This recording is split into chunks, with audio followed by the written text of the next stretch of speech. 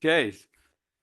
This is a work session for Payson City Council on May 21st. It was scheduled to be 5:30. It is now 5:35, roughly. So we'll go ahead and call this meeting to order. This B is work session, impact fees. Travis?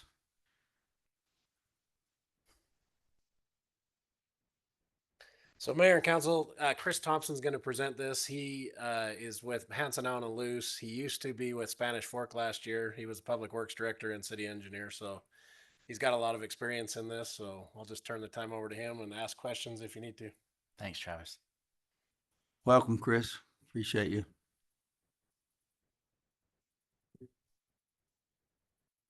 Thanks, appreciate this. I told Dave not to tell everyone I was going to speak, so they would come, but apparently not. I gave this presentation to the City Engineers Association meeting this year, and whenever an engineer gets up to speak at those meetings, I always kind of groan because there's nothing worse than hearing an engineer speak. But I had to take out, there's some really fun videos in here, but I had to take them out. So it wasn't this boring down there, just so you know. But what I'm going to speak on is impact fees and then the Schedule 2 rates. I'll explain what a Schedule 2 rate is a little bit later, but maybe to set the table a little bit for impact fees, there's been a housing shortage in Utah for quite some time, and the light green bars there are the number of houses that are needed, the shortage. The dark lines there are the number of people moving in needing houses or graduating from college, or households that are needed that year are being added to the pool, if you will. And then the blue is the number of housing units that were actually built each of those years. So you can see we've always been around 30,000 or even much more of a need, and the number of houses being built have not responded to that demand. And so I want to talk about that a little bit.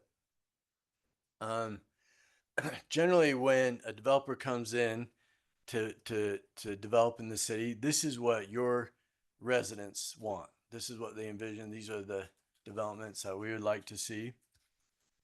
This is what the developers generally want to build. And for some reason, this is what's getting built. It's every development seems to be a townhome project built. So there's like some bit of compromise, and that's where it ends up. And so there is kind of a lack of single family homes being built, a lot less of them now. And so I want to just kind of talk about that and talk about what's called the impact fee study cycle. So there's nothing worse than doing an impact fee study. If you're an engineer like Travis and you've lived through one, it's kind of like giving birth, because you have a consultant that has to produce a study for you, but you have all the information in your head. And so they have to extract it from you with all your busy schedule, and it's very hard. I lived through it once, and it was very painful. And when I was public works director, but there really was no other way that this consultant could do it, because all the information, we had the information, so they had to extract it from it.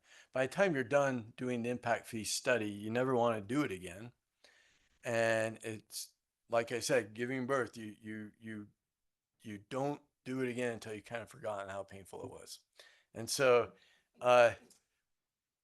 usually this is kind of, in most cities, it takes about 7 to 10 years before you're willing to go through that process again. And so you start out, is there a laser up here by chance? Anyway, all right. Well, you start out at the bottom end. Sure. Oh, all right, yeah. Okay, you start out down here because you haven't done your impact fee for 7 years. And you're behind on the inflation, so you're collecting a lot less than you should be. And probably budgetary issues finally forced you to have to relive through that impact fee study again. And so what you do is you do the study and immediately you go from the lowest impact fee in the state to the highest impact fee in the state. And which is great. You're relieved because you're now stop the hemorrhage. You're collecting what you need to collect to build the infrastructure that is needed.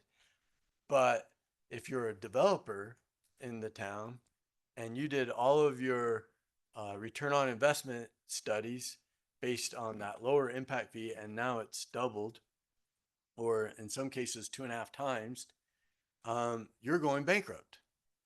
And so then you yell and scream to the Home Builders Association, and they come and they threaten lawsuits, and those impact fee studies get a lot of scrutiny, and they're quite complicated, and so they could take a lot of scrutiny, and so that is the cycle that I've seen over and over again, and usually in the city councils where you approve an impact fee that looks like that far right, you have the Home Builders Association actually come to the meeting, and they're really upset.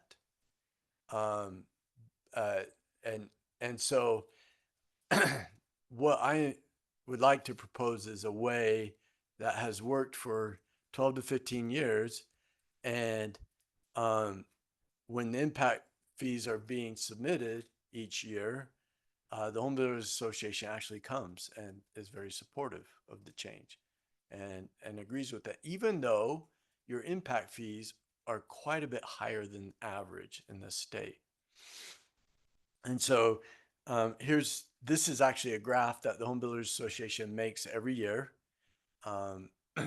The red line on the left is where Spanish Works impact fees were before this annual impact fee study was done. Okay.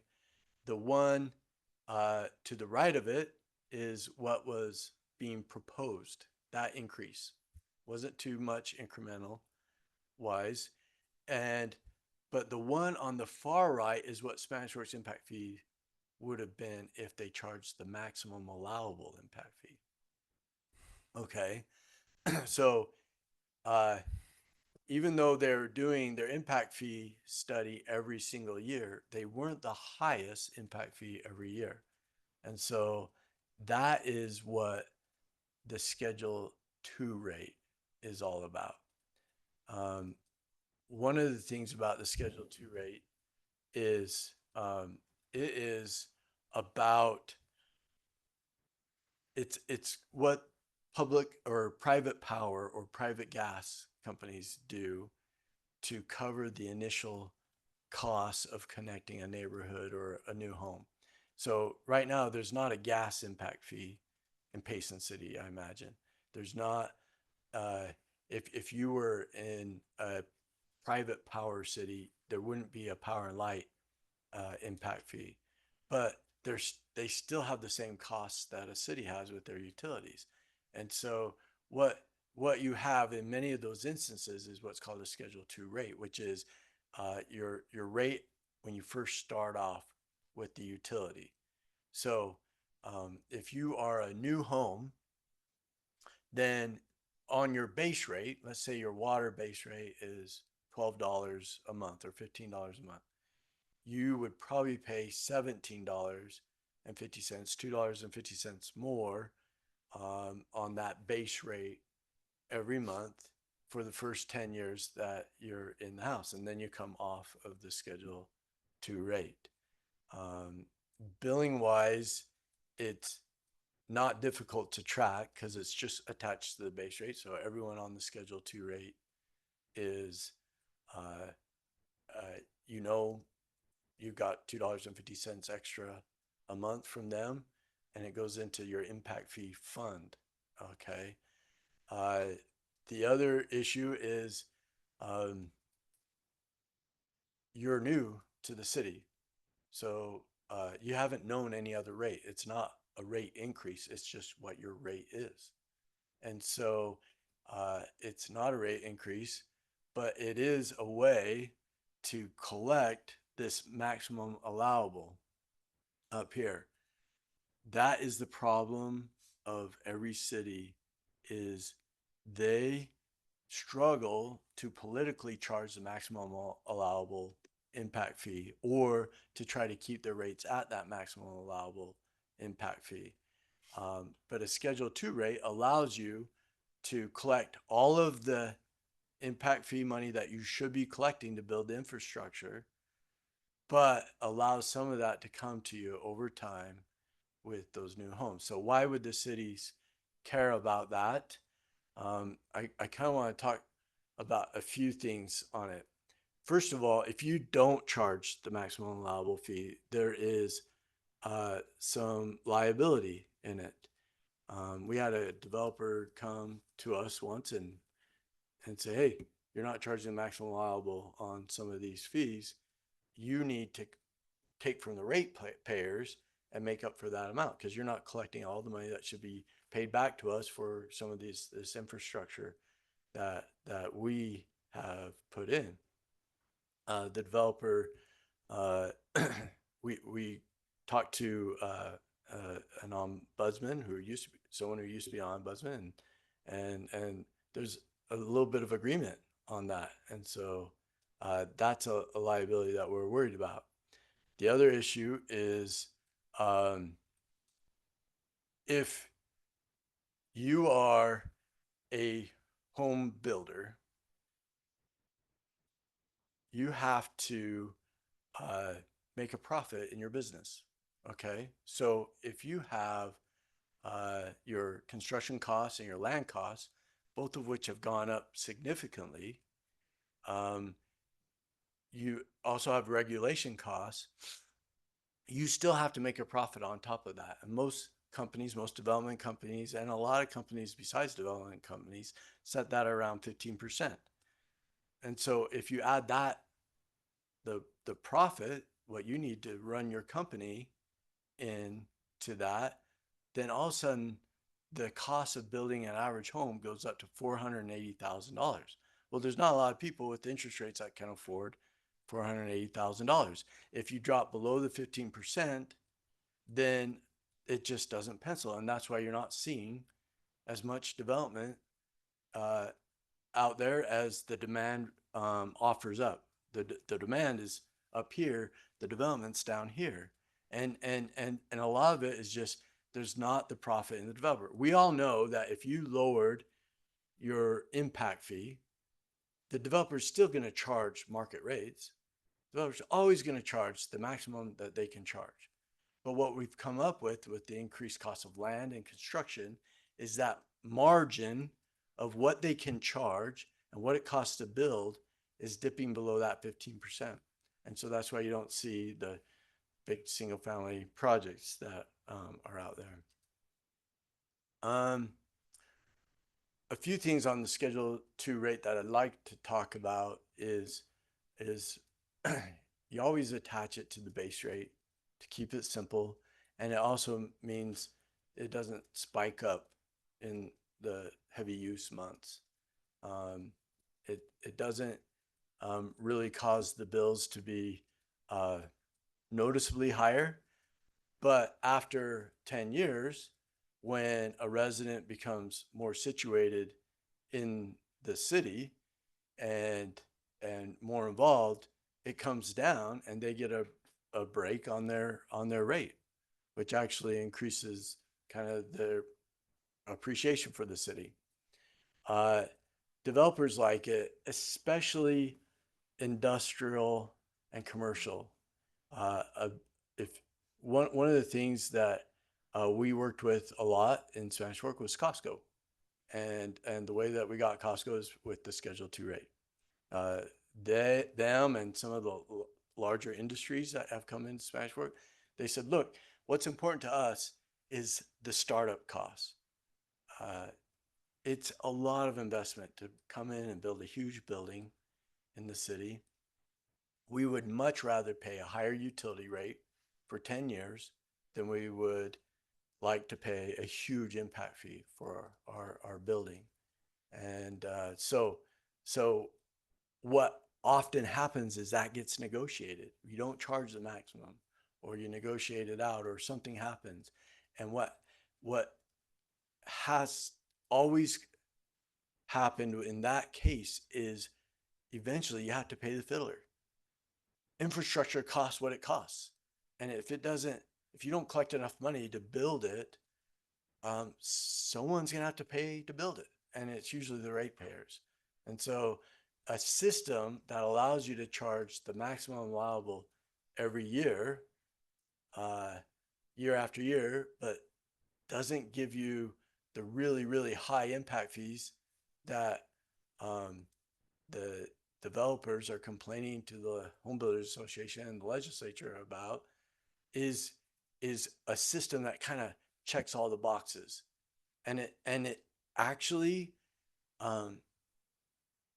doesn't have the downsides to it that a lot of other options have. The Home Builders Association, of course, they love it, passes on some costs. The large industry and commercial like it. The legislature likes it. It's a huge priority for them to solve this housing gap. And so this helps with that. Anyway, it's local elected officials. It's not a rate increase. It's not a rate that's being passed for anyone that lives in the city right then. So the way that when Spanish Fork did this, they passed it and they just said this only applies for new buildings going forward. And so I was public works director at the time. I'm not aware of any complaints that occurred from it. It was one of the easiest rates to pass that we had ever done there. Anyway, going back to updating your impact fee every year, there's some legal issues involved. A lot of things in the law state you can't really build a project unless it's in your impact fee facilities plan. Well, that's a crystal ball that is really hard to get right for 7 years. You don't know where the development's going to go, here or there. And so it is really nice to refresh that list every year. The last thing is when you set up your impact fees so that they can easily be adjusted every year, a lot of the data in there is the data in your master plans or your 40-year plans or whatever other plans you have. And you can be consistent in that and maybe even start updating those plans pretty easily every year, which would be a real benefit to the city. But anyway, that's pretty much my presentation. We have a few minutes for questions if anyone has some. I think what you're talking about is something that the House Builders Association came to us in probably a year or so ago, and really encouraged us to do. So it sounds very similar.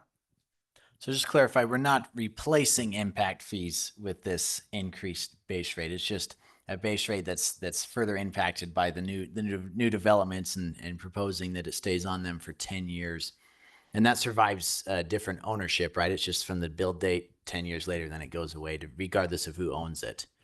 Exactly. There'll still be an impact fee. It's like 3/4 of the max, if you can imagine.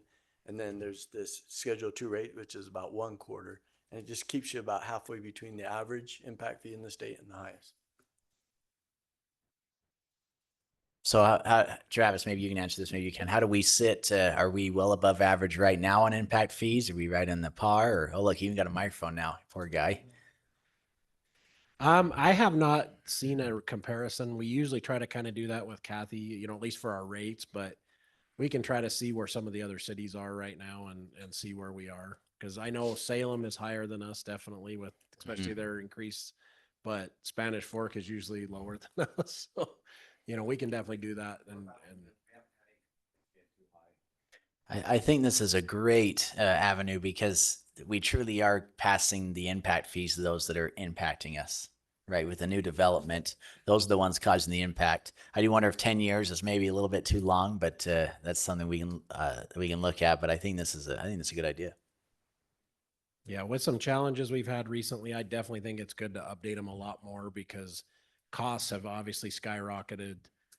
Developers are getting more and more questioning where, you know, like, is this project in here, or, you know, what's the cost of this? So I think this would be a way to help alleviate that if we update them a lot more often. Yeah. And like you said, it satisfies the state legislature and it satisfies the Home Builder Association, and it becomes a win-win.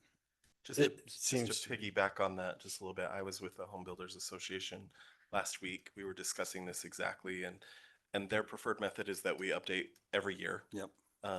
Small incremental increases are much better for risk assessment and for them to be able to project. That's really what they're trying to do, is to understand every year what the fees are going to be, and if we're doing small incremental changes like that every year, Yep. they applauded us significantly for that. So. Yeah. ironically, it's cheaper. Yeah. Because if you have a impact fee study that's 7 years out of date, it's a couple $100,000 to get up, depending on how many utilities you have. But if you update them every year, it's just a couple thousand but you might even be able to do it in house, but it's a lot less money, and it's better. It just keeps everything accurate and well every year. So, kind of interesting that cities don't always agree with the Home Builders Association. But this is one instance where it seems like they can come to a really good understanding. Okay. So Chris, Council, any other questions? Chris, I have a question. So when you do an impact fee study, you have a consultant, they stamp that it meets the code and follows that. When you do it every year, do you do that in-house? Do you have a formula, and does the city engineer stamp that saying it meets the code? Is that how you do it?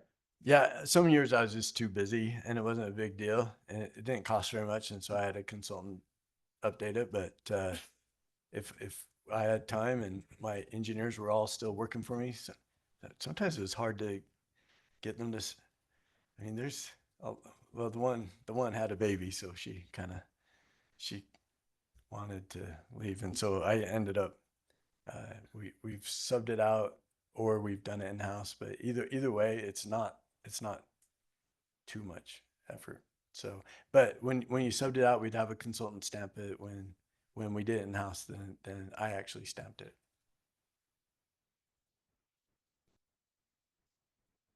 Okay, council, any other questions? Okay, thank you, Chris. Appreciate you. Okay, I believe that completes our work session. We do have another one at the end of the council session. So we'll just take a real short recess, and then we'll transition to the regular city council meeting.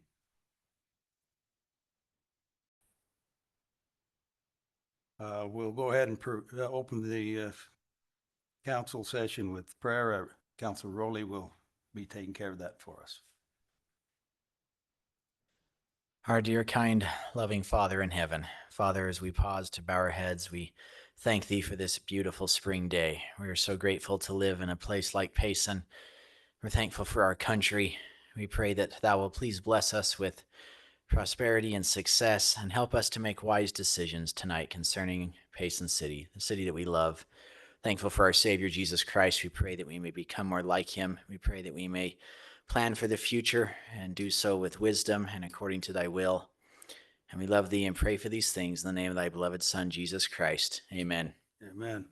Thank you, Ryan. Ladies and gentlemen, would you stand and repeat the pledge after me? I pledge allegiance to the flag of the United States of America and to the republic for which it stands, one nation, under God, indivisible, with liberty and justice for all. Thank you, ladies and gentlemen. We'll move on to D, the consent agenda. Number one, approval of the April 30th, 2025 City Council Work Session Minutes. Number two, approval of the May 7th, 2025 City Council Meeting Minutes. Number three, State Auditor Fraud Questionnaire. And number four, confirmation of the monthly financial information. Council, if, unless there's any questions or statement about the consent agenda, I'm ready for a motion. So line item 3, I'm always hesitant to click on any email that says fraud, but I'm safe to click on that one, huh? Okay. Because I knew we had a test a while ago. Okay. Anything? Okay. Then I'm ready for a motion. Mayor, I motion that we approve the consent agenda.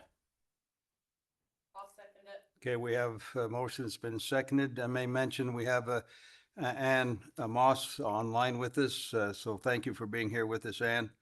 Roll call vote, starting with Council Hyatt. Yes. Council Moss, are you with us? Yes. Okay, Council Moss, yes. Council Rowley? Yes. Council Christensen? Yes. Okay, motion carries. Thank you. Moving on to petitions, presentation of new police officers, 3 of them, and oaths of office. Chief Bishop, Judge? Thanks, Mayor. We have 3 new officers.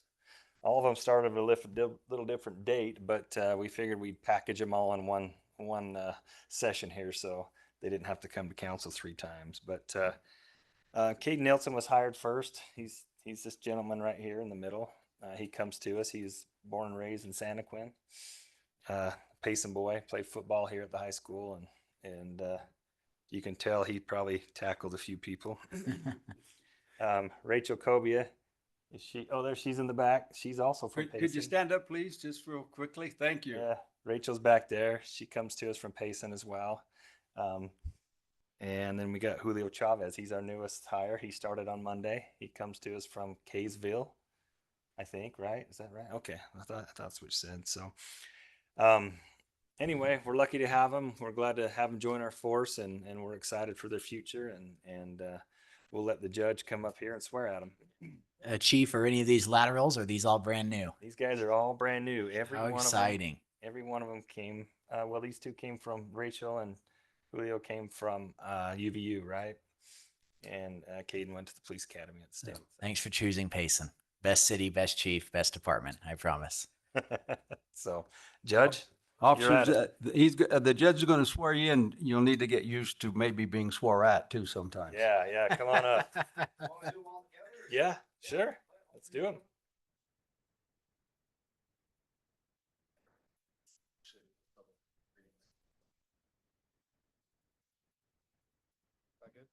Okay. All right. Just have all 3 of you raise your right hand and just repeat after me.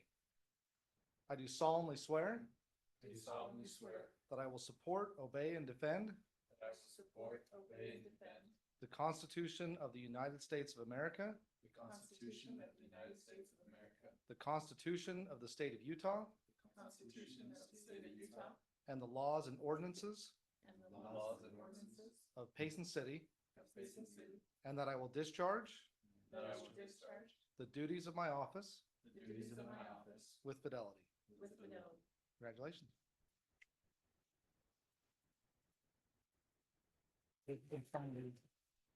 You guys could shake the Yes. mayor and city council's hand.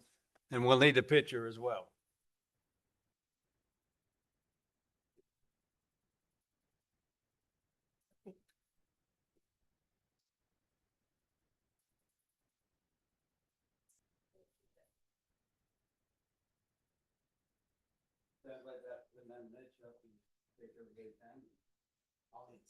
Yeah, do you want me to be in the back?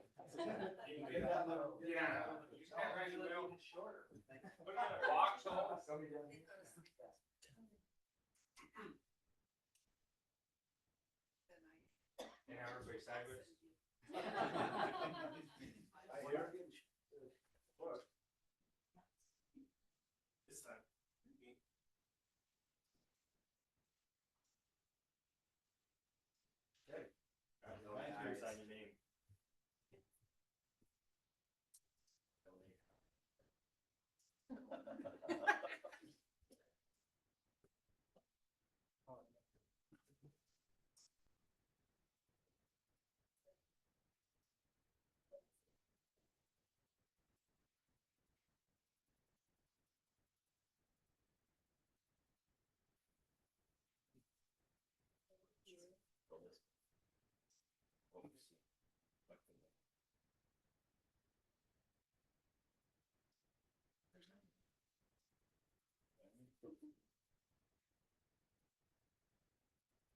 Okay, we'll go ahead and move on. Number 2, chamber business.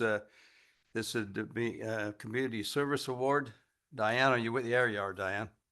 Yep. Ladies and gentlemen, thank you for being here. We appreciate you coming. Let's go celebrate with your families. Is Diana Hunt here? Come on up, Diana. So I'm just going to read this about Diana. You can stand here, everybody can look at you. All right.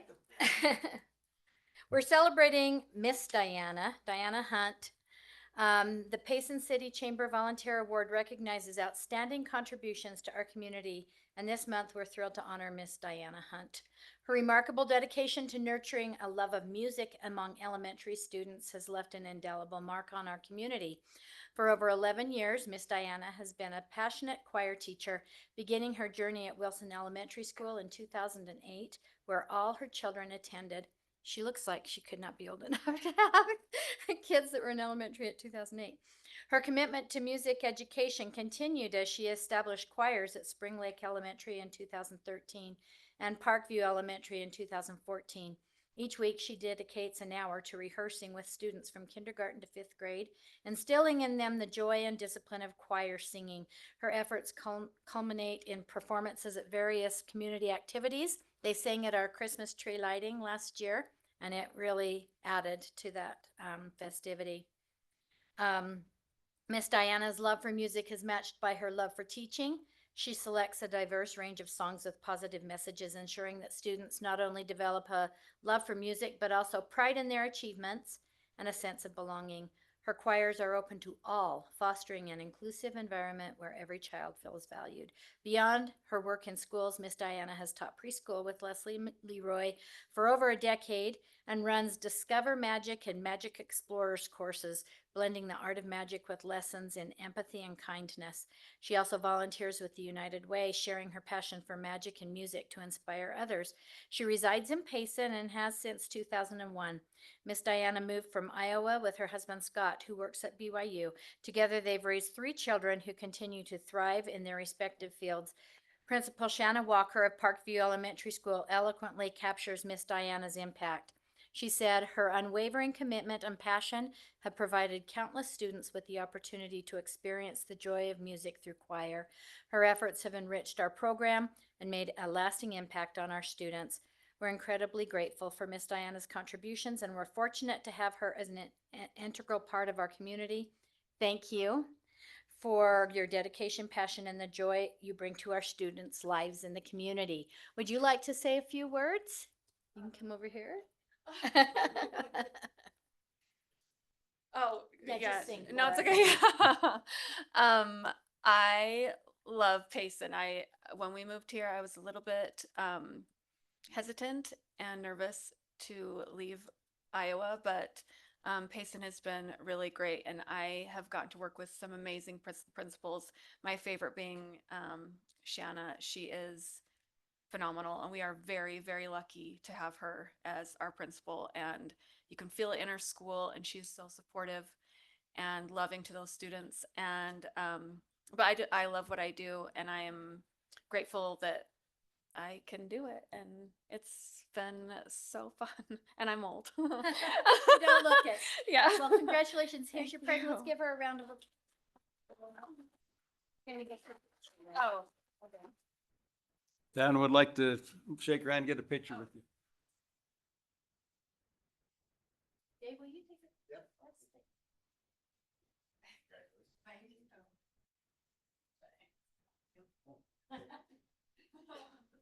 yeah.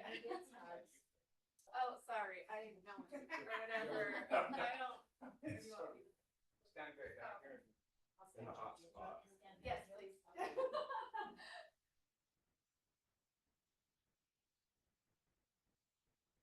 Ready, 1, 2, 3. Thank you. Thank you so much. Thank you.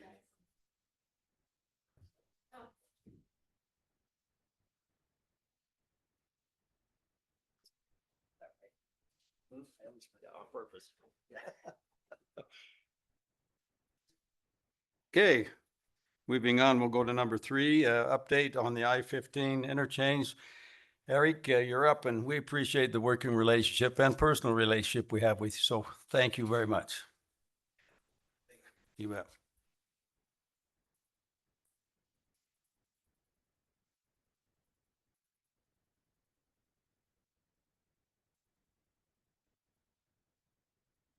Just so everybody knows, this is the new I-15 interchange that will be about a quarter to a half a mile north of the Payson Main Street. Yeah. We're actively doing things. That's good to see. Yep. So appreciate the opportunity to come visit with you again. Eric Rasban with the Utah Department of Transportation. Definitely agree with you. The relationship's been wonderful over the years. So thank you. Just kind of wanted to go back to our guiding principle, which is the environmental document. Everything that we do, including, you know, the development of that document, was focused around the purpose and need of the project itself. The need, basically things were not keeping up with the growth that's happening here in Payson. And there are some existing deficiencies in the roadway that are impacting both traffic operations, the functionality, and the safety of the intersection or interchange and Main Street. The purpose is to improve traffic operations in Payson and then to bring things up to standards as we move forward. So, the graphic on the right, there's several slides that are going to have that. It's just kind of showing what we're planning to build with this first funding package that we have. Big picture, we have approximately $95 million. We're moving forward. That includes the design, the right-of-way, and construction associated with it. So planning to construct the interchange. We're working hard and heavy with the Utah Transit Authority and with Union Pacific Railroad. We're planning a structure over that railroad to the west of I-15. Currently working on a realignment of that railroad to accommodate both the interchange and the future front runner station in that location. Our goal is to get from I-15 over to SR 198, and we're headed down that path. Everything that we're doing, we're looking at forward compatibility with the development with front runner and the larger interchange, which is in phase 2 of the MAG Regional Transportation Plan. The timing of that currently is between 2033 and 2042 for how MAG is programmed for funding. And it would be no surprise to you, we're actively trying to get financing to maybe push that up closer to. We understand. Good. So that's a process we have to stay out Yep. of. Yep. Absolutely So, understand. Yep. Thank you. So items that we're working very closely with the city on, we have your staff attending all of our project team meetings. Like we meet twice a month, in essence, every other week. And we're getting great participation, really good questions moving forward. I was here about a month ago talking about aesthetics, and we understand the staff is gathering that information and getting ready to make some recommendations to you. Travis gave us the go-ahead to start working up a betterment agreement for the utilities under the roadway for the city utilities, the sewer, water, pressurized irrigation, and then the roadway cross section. The lower one on the left is the alternative that we're moving forward with this project. Basically the center median, a travel lane, a shoulder, some drainage in the middle of or separating the roadway from a shared use path, and then also some drainage on the other side. That drainage very similar to the Loafer Mountain Parkway. It parallels the highway. As we get farther into, once we move into additional funding, a 5-lane section, then we would be adding an additional lane, taking out that drainage swell between the shared use path, putting in a curb and gutter, and then on the other side, curb and gutter, and we would still retain the drainage swell on the one side, and we'd pipe back and forth. As we're getting into drainage, it's a pretty significant issue for us. Groundwater is about a foot below current soil, and so it's a big deal for us. Trying to figure out, do we have available outfalls? Are we gonna have to retain on site? If we have to retain on site, we'll have to acquire property to build those retention ponds. So those are things that we're working through our process. Status right now, we mentioned the geotechnical investigation.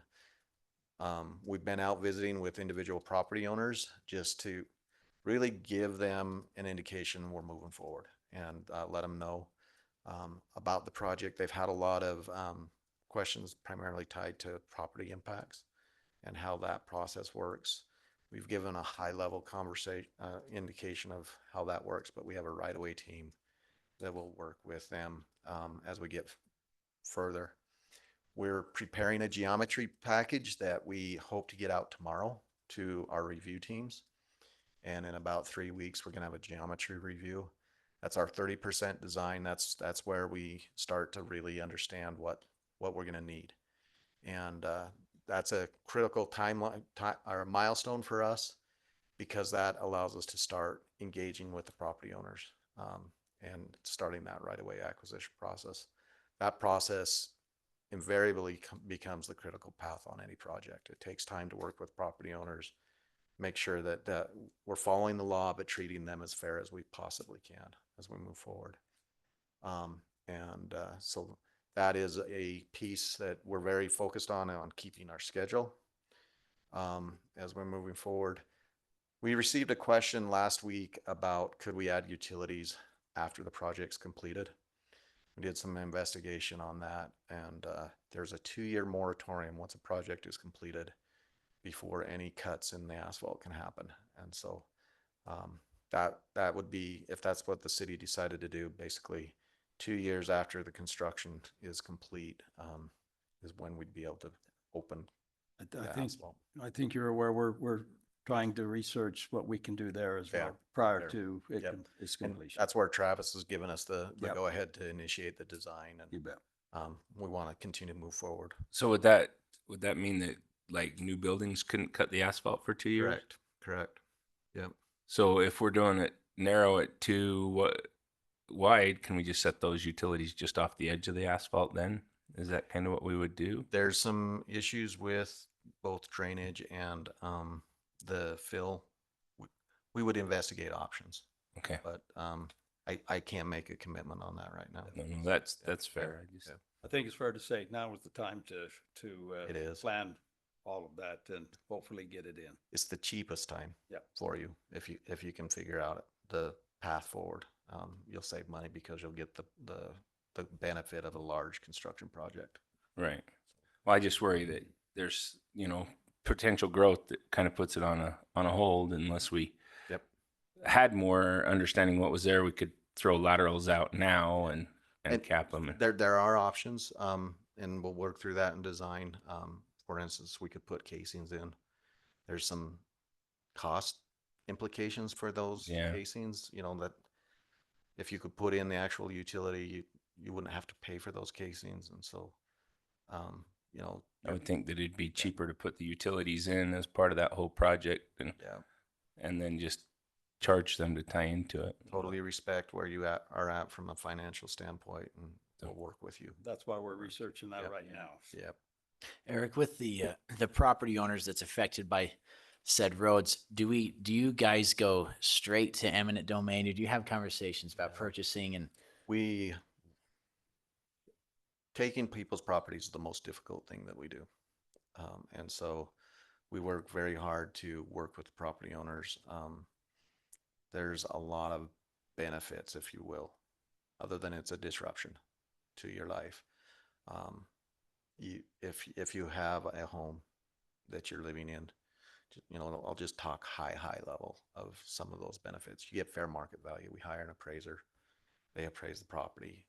And that appraisal accounts for the property without the project in place.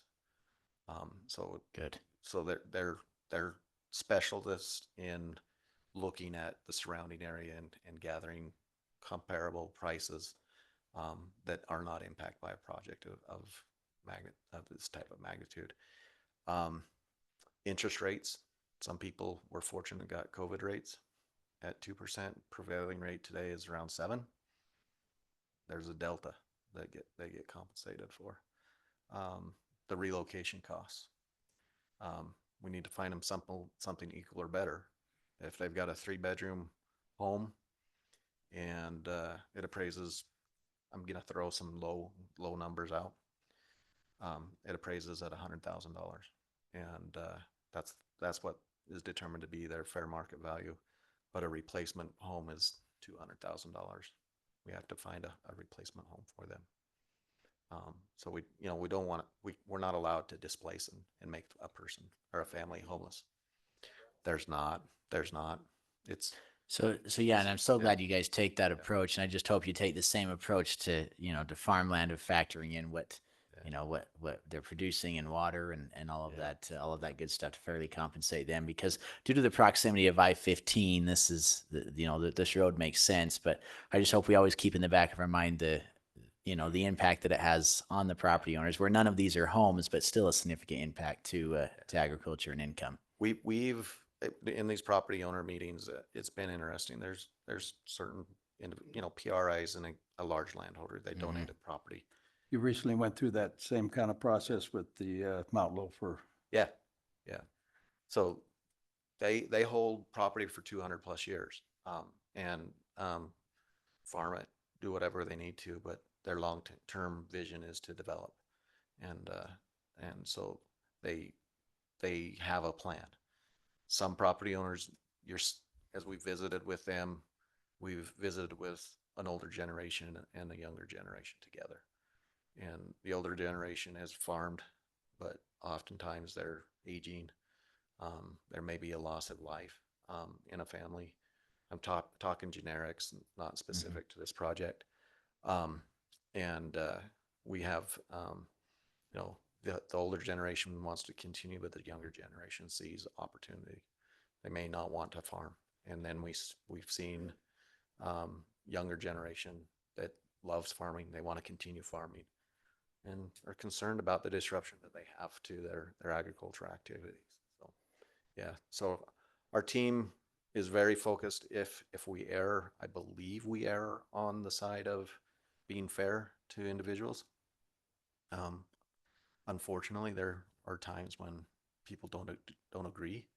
There's an ombudsman at the state capitol that is in between to work through any disagreements. And if we can't get to an agreement, the worst case scenario is we go to eminent domain, and we will use that authority, but we really try to avoid it. And I hope we don't have to. I hope we can have maybe not a win-win situation, but at least they can feel like they were compensated for their loss. So that's good. I'm glad you guys work on that. Thank you. I hope we make people feel good at the end of the day, but there's times when people are just frustrated. It could be they have a family tie to that property and they just don't want to give it up. I've seen that in the past, and it just, no matter what you're able to give them, and the law restricts what we're able to do. So we do with what we're available, and if we can't come to a resolution, we literally on this project have a state law that requires us to move forward on this one because it was earmarked in legislation. So we're following state law on this one. Thank you. Yep. So Any other questions, council? No. Staff have any other questions? So Okay. Eric, appreciate you very much. okay, just some final milestones. We're planning for a public open house hearing in the fall. Planning to do some early grading next year, and then the actual construction in 27 and 28. The final thing is we now have our website active. We have our email and our phone number. Jill has all of this information, and I think she's going to be working with staff to get it posted. And so thank you for that. You bet. Thank you. Appreciate you. Eric. Oh, you're going to try to do this each month, or how's that going to work? I think we're to the point where monthly updates are appropriate. Okay. That's thank our you. goal. Look forward to the next time. Yep.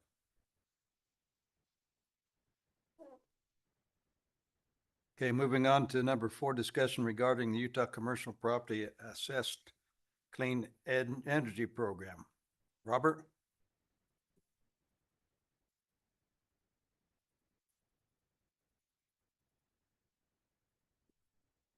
Just one second.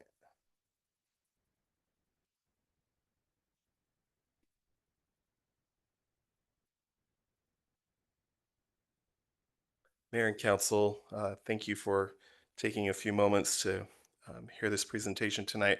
Councilmember Hewlett, who's not here, was actually approached by the development team that's working on the hotel right next to Walmart about some options for financing and some opportunities that the Utah Commercial Property Assessed Clean Energy Program can offer them. They need our help a little bit with that as far as the council goes to initiate this program in our community. Ms. Thede Chappell, who's with us tonight, she reached out to us and generously offered to come and explain this program just a little bit more, which I'm super grateful for because I don't understand it. With that, I just want to turn some time over to her. She has a presentation, and then we'll be able to answer any questions. You just want to make sure I get your name right. Is it Thede? Yes, Thede, welcome. thank you. Just make sure I can. Okay. My name is Thede Chappell. Thank you very much. I serve as the director of the Utah CPACE program. I work with a company called SRS, Sustainable Real Estate Solutions, and we were engaged by the state to administer the program. I should say the Office of Energy Development to administer the program for them. They sought an independent administrator in order for them to maintain a neutral position in any of these decisions. The decisions about whether or not a property is eligible is based on review by engineers that we have on staff. And my job is to manage the process and make it as easy for municipalities and the owners as possible. So I'll just run through this as quickly as I can, and then if you have questions, I'll be happy to answer them. So CPACE stands for Commercial Property Assessed Clean Energy, and it's a statute. It was enabled in statute to promote energy efficiency and water conservation. The way it works is that the owner requests a voluntary assessment be placed on their property. In Utah, it's equivalent to basically a water or sewer assessment. There is no relationship to the taxing authority or to real estate taxes. So the program in Utah applies to both new construction and existing buildings, and it has a provision for a 3-year look back, meaning a project can be retroactively financed if it's been completed within the last 3 years. Basically, the benefits, the characteristics of the program, it provides owners with long-term fixed rate, non-recourse financing. It's based, or the loans are underwritten based on building performance.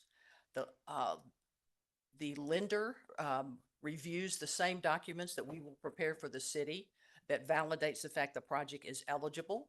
And the ultimate goal of the program is to generate energy savings that offset, or in some instances actually pay for, the loan amount. You can combine the program with basically any type of incentives, utility, tax, or economic development. We have just restarted in-person workshops, and we almost always have a representative from Rocky Mountain Power there so that we can discuss how our incentives work together. There are no personal guarantees required by the owner. It's based solely on building performance, and we have more than 30 capital providers that are registered with the state to provide funding for these types of loans. Who benefits from using it? Owners and developers. Their main goal is to lower their overall weighted cost of capital, and that's frequently accomplished. Cities and counties, it allows them to promote higher quality development, and it attracts, a wider variety of development types and property sectors. Contractors facilitates their ability to include high efficiency equipment that often gets valued engineered out of a project, but supported by CPACE. And then lenders. Lenders are always concerned about risk, of course, but it allows them to improve the quality of their collateral. And inevitably, if that's the case, then it's going to be a positive impact on property value. What's eligible? Could I stop you? And one thing I keep, you mentioned Rocky Mountain Power. Mhm. Could you explain that a little bit? Because Well- we are a power city, so. Um, they, that point was just that they offer incentives and they can be combined with CPACE. Like if an individual company gets a CPACE loan, they don't preclude using other types of incentives or grants along with that financing. Okay. So it's very open and I realize not everywhere has Rocky Mountain Power, but that is just something that is generally good to know, or people want, there's no interference So or we don't conflict. have to use that vehicle, so to speak, where we're a power city. I'm sorry? We don't have to use that vehicle where we're a power city. We don't. No, no, no. Yes, absolutely. You're exactly right. So sorry, I didn't know that. Oh, it's okay.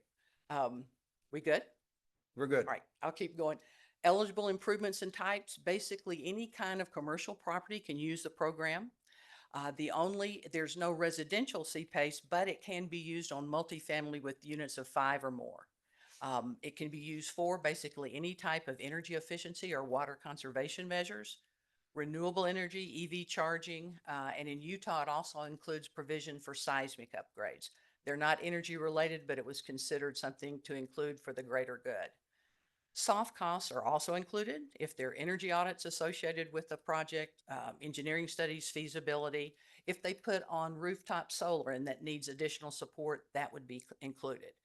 You can also include, in pretty much every project that's to date has rolled, the only charge for the program is a 3% finance fee that's paid only if there's a transaction, and that is paid by the owner or developer. There is no charge to the city or county.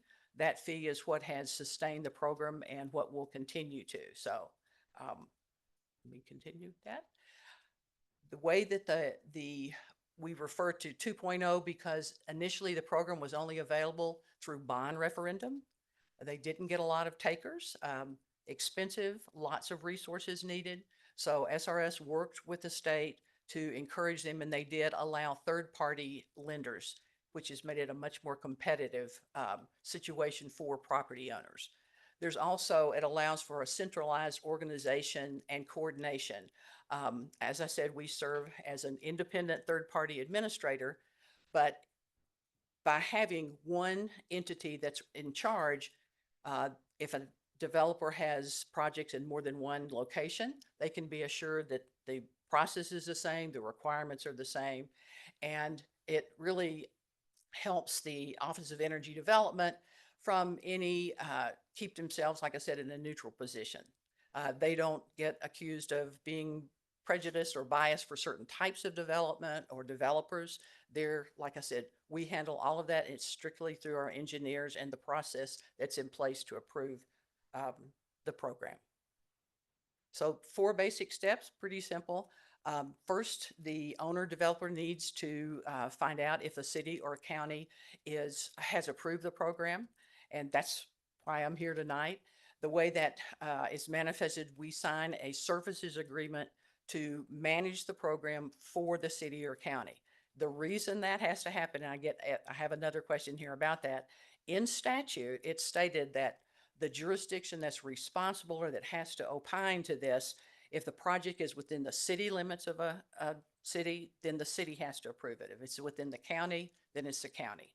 So I'll explain a little bit more about where you fit into that, but the city's role is really pretty minimal. You're more of a conduit, but you are obviously involved. So if the city hasn't opted in, then I show up. The owners has required to complete and submit a project application. Those can be downloaded easily from the internet and sent right back to me. Oops, did I move this? Hold on, I lost my little spot. Okay. I may need to. You're good. Sorry. We engage directly with the owner and the city or county and manage the process from kind of soup to nuts. When all the information has been completed, the city is given a complete packet that has all the documentation and the validation that the project does meet the statutory guidelines. As I mentioned, there is no cost to the cities or counties. The owner pays an administrative fee of 3% of the loan amount, which is capped at $90,000. That's a lot of money, but one of the projects that did get a CPACE loan was the new convention center in Salt Lake City. That was a $54.7 million loan. So 3% of that might have been a bit much. That's why they cap it at a certain figure for, larger projects. Okay, well, I'm doing it again. I'm so sorry. I think I need to put on my glasses. There we go.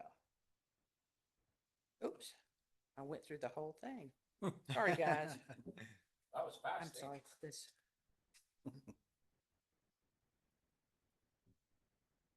Go back up a look, keep going. There. Okay. The owner, the documents get exchanged. The owner and the capital provider during this time, it's an iterative process. They're negotiating their deal. By the time everything is executed, then they're able to close on the loan. The lender is responsible for recording that. And the city, as I mentioned, I think, can I back up one more slide? Oh, did I just hit this? Oh, actually, Yep. two. Yes. SRS validates the eligibility. We have engineers on staff that handles this. And then all of that is presented in a package to the city. This was a question I mentioned. Why does the CPACE program involve cities or counties? It's because the statute requires that. The level of risk is minimal. The way it's handled is the city and county are presented with the documents to place the voluntary lien on the property. They sign that, approve that, and then contemporaneously assign that to the third-party lender. The third-party lender then assumes all responsibility for managing the loan, all collection, and indemnifies the city against any future action. So there's very little, the signing process, other than the review, which, typically cities are going to have their council review the package that comes in. And then that's really the extent of the city's involvement. As I mentioned, there's no cost to the jurisdiction other than the minimal time that's required to do that. So, okay, here I am. I'm going to have, excuse me, we're going to need to see where you're heading. I'm just not getting it. Okay. Okay, all right. Next one. Yeah. So we validate, I mentioned that, and then this is just an example of the report that's completed. It shows the percentage of loan that the owner is asking for. For new construction, the owner is eligible for up to 35% of the construction costs. Those are the vertical costs, but they do not have to take the full amount. In some instances, they just want a portion of it for their capital stack. For existing buildings, those are assessed on a measure-by-measure basis, and the owner can get up to 100% of that funding for those, depending, upon if it meets the requirements of the program. Went over this. These are a few examples of properties that have used this. I mentioned the Hyatt Regency downtown. The center rendering is of a 400,000 square foot industrial building in West Valley City, and then the far right is a condo hotel in Park City. We've also had other, smaller projects, a number of hospitality projects in Utah. And I'll close with this. This is the reason owners and developers want to use this.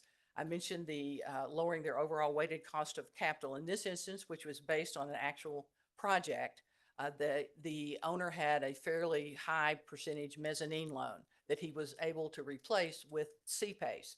He was able to do that and lower his overall cost of capital by almost 200 basis points.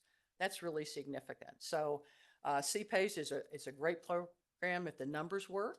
And the gentleman that is working on the Fairfield Inn and Suites has talked with the lender that we work with, and very much, I understand, would like to use the program. So I'm here to see what I can do to facilitate making that happen. That was one of my questions to make to the developer, the owner is very agreeable to this type of program. I wasn't sure. I haven't met him personally. We have communicated. But I didn't know if he would be here tonight. He knew that we were going to have the discussion, but did request that, you know, I make the effort, which I'm very happy to do. It is a little bit hard to understand. I'm used to it, but it's a pretty, all the documents that we use were originally opined to by one of the assistant attorney generals at the state. We've used the same set of documents since 2018 with minor adjustments. Um, uh, Very, you know, no issues, no problems with the properties. The way that CPACE is structured, it just does not constitute a high enough percentage of value that someone would let a property go because of, you know, the amount of money they borrowed with the CPACE loan. So the motivation for the owner and developer to use this is to use the resources at the end of the project, use the resources and conserve resources that are their water and power. The purpose of the program was to encourage energy, you know, efficiency and water conservation. And the focus on creating more efficient properties, which over time will be more valuable. As a note, my background is in valuation and consulting with a specialization in this field. And the focus of investors on energy has grown tremendously over the last 2 decades. So trying to do the best quality and most efficient, we're not going to be able to control energy costs, which are only going to go up, but we can help with consumption by being more efficient. So that's what the purpose of the program is, and why a lot of people want to use it, because they can then verify that they have done so, Okay. you know, for other investors. I'm sure the council maybe I'm stealing her thunder, but if we adopt, make it available to this owner and developer, do they have to use it, or is it just an option they can use? It is an option. If you adopt it, you know, for the city, no one has to use it, but in, I think 99% of the jurisdictions have adopted it because they have a constituent that wants to use it. And then it becomes an option. I will say that I have had a lot of discussions with economic development directors, because it's a tool that a lot of developers are aware of. And if it's in place, then lenders tend to be more, you know, they're easier to work with because they know they can, you know, use the program with developers in that area. And they tend to look for areas that have this, you know, program in place, so that they know they can, you know, have people that are interested in it. But no one else ever has to use it, you know. The services agreement that's with SRS, like I said, it's on behalf of the Office of Energy Development. So all of the rules, regs for the program are ones that have been worked out with the Office of Energy Development, and we just make sure that they're carried out. And it sounds like you answered my question, but I want to clarify. So if one property owner, one developer uses this, it doesn't somehow encumber his neighbors, forcing them to use it? No. Okay. And one of the questions I got asked on the Hyatt Regency, is it going to impact their tax bills? And it was like, no, it has no relation to that. Now, if taxes go up, I mean, that would happen organically, but it wouldn't have anything to do with the CPACE. So is this something we have to incorporate into our city code, some of these No, requirements? no. Okay.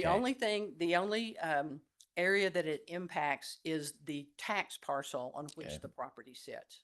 It's unique to that, and it can either, if the property's sold, it'll go with the title, or it can be paid off. And, you know, I'm knocking on wood, no foreclosures on CPACE loans to date. In every instance that if there was a hiccup, they were able to work it out. The type of loan, the way it's structured, if the owner gets behind a payment or two, the only thing that is due are those payments. It does not accelerate. Also, if there's an existing loan, that senior lender does have to approve it. But with the types of improvements that are made, it's generally to their benefit, because they're going to have a more efficient, marketable property. But all of that, the documentation required for that, the city gets copies of all of those required documents, so that they can be assured the project has met the state requirements. That's what we ensure. Okay. Yeah, I guess Questions? just More? one comment, one slight concern is I love the idea of encouraging these businesses to be more sustainable, but we have to really pencil it out and make sure that, you know, that we're not floating it and encumbering our power department by providing some of these amenities like EV chargers, or I don't know if solar is part of the deal you're incentivizing, or It's included, but it's not a requirement.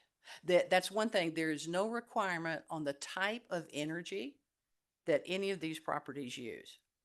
It is very much, it's a program that works well with all of the above. It's looking for efficiency, but it leaves it completely to the owner developer how they achieve that. It's based on finances more than anything else. Okay. Let's put it that Okay. way. okay. I think this is really closer akin to Ryan's question. The incentives, I think there's some incentives with Rocky Mountain Power. Would we have to, if there are those incentives, would we have to match those incentives if we're to have something like this Yeah. function? I mean, I think I understand what you're saying. There shouldn't be a problem. Okay. No, we don't have to provide our own incentive. Okay, that's what I was getting at. Oh, yeah, no, I'm sorry. I should have not even brought that up. That's That okay. just, the compatibility, for a period of time, there was no lender that wouldn't accept CPACE except SBA because they didn't want any other type of encumbrance. But USDA, you know, any number of, other types of lenders, it's not a problem with. And SBA is now working to, figure out how to, work with CPACE. I just didn't want it to adversely affect the program if we didn't, you know, Yeah. where Rocky Mountain was involved in that. Basically, they put a tax on that tax number, or what is it? Oh, it's a lien, but in fact, it's treated like a direct loan. The lien that goes on the property is recorded by the lender, the third-party lender. And then they are responsible for collection, for any kind of enforcement. When that loan is paid off, they file, you know, a notification that's been cleared, the lien is, you know, been paid off, and that's the extent of it. I just don't I don't understand why somebody would do that. It gives the lien priority status. If it's treated like a water or sewer assessment, that puts it in first position. It like ahead of other loans, doesn't have the same status, but that's what makes it attractive to lenders. It's a matter of, it really, the goal is to provide more competitive financing opportunities for building owners. And, you know, they focused on energy efficiency because over time, it's going to be more and more important. And that was just the way this CPACE has been enacted in like 38 states. And since its inception, I don't know how many billions of dollars, you know, have been loaned, but it's gone from having a relatively small base to institutional investors are now, you know, involved, pension funds, you know, provide money for this because the quality of the assets is enhanced by the fact they're more efficient buildings. So they're marketable, et cetera, and that's what they're looking for.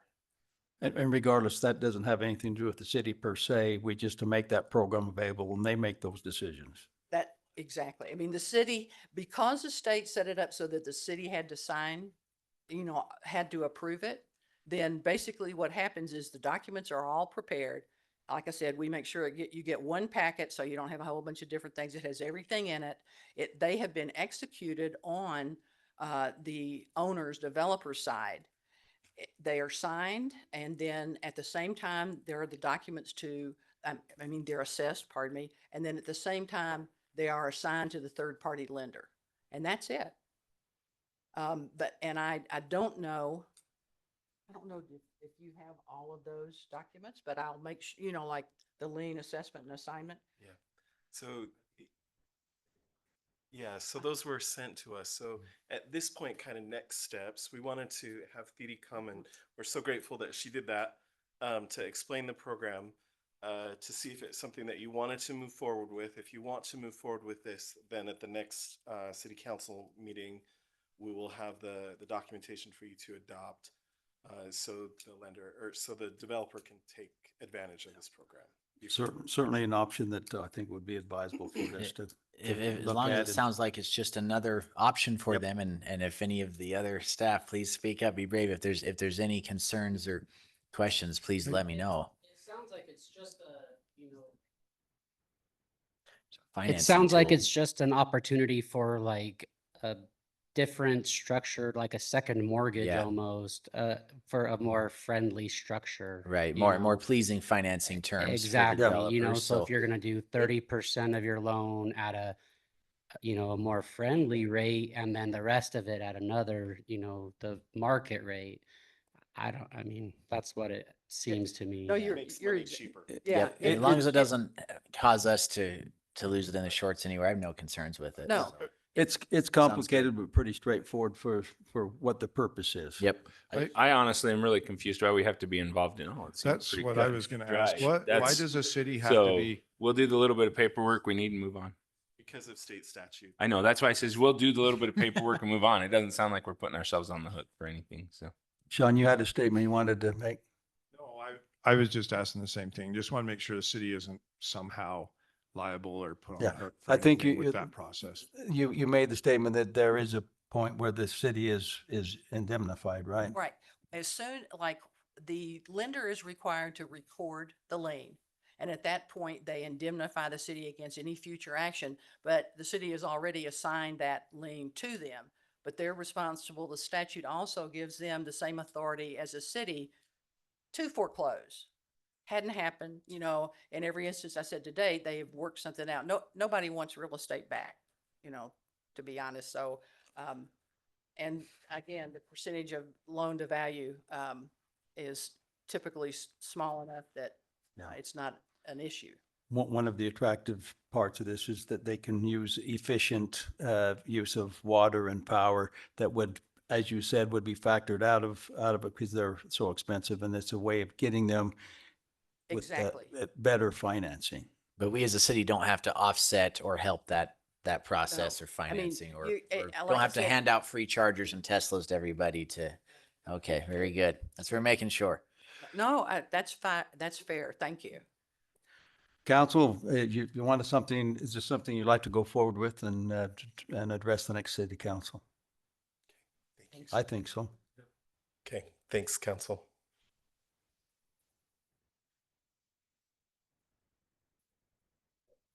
Thank you for your patience with my technical. Well, No, thank you thank for you. being here and explaining to us. We appreciate that. Okay. Brandon, you're up. Legislative updates, I think, is you're next. Be kind to us, would you? We joked that he could only have 5 seconds per slide, so I don't know whether that's gonna happen or not. Not with our state legislator.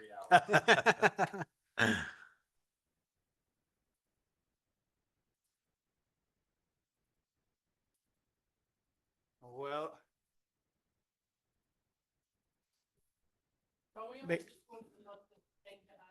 I have tried my best to distill it down to those most important that I think are relevant because as you'll see, well, Mayor and Council, thank you for the opportunity to present on the legislative update. As you see, the trend continues, bills.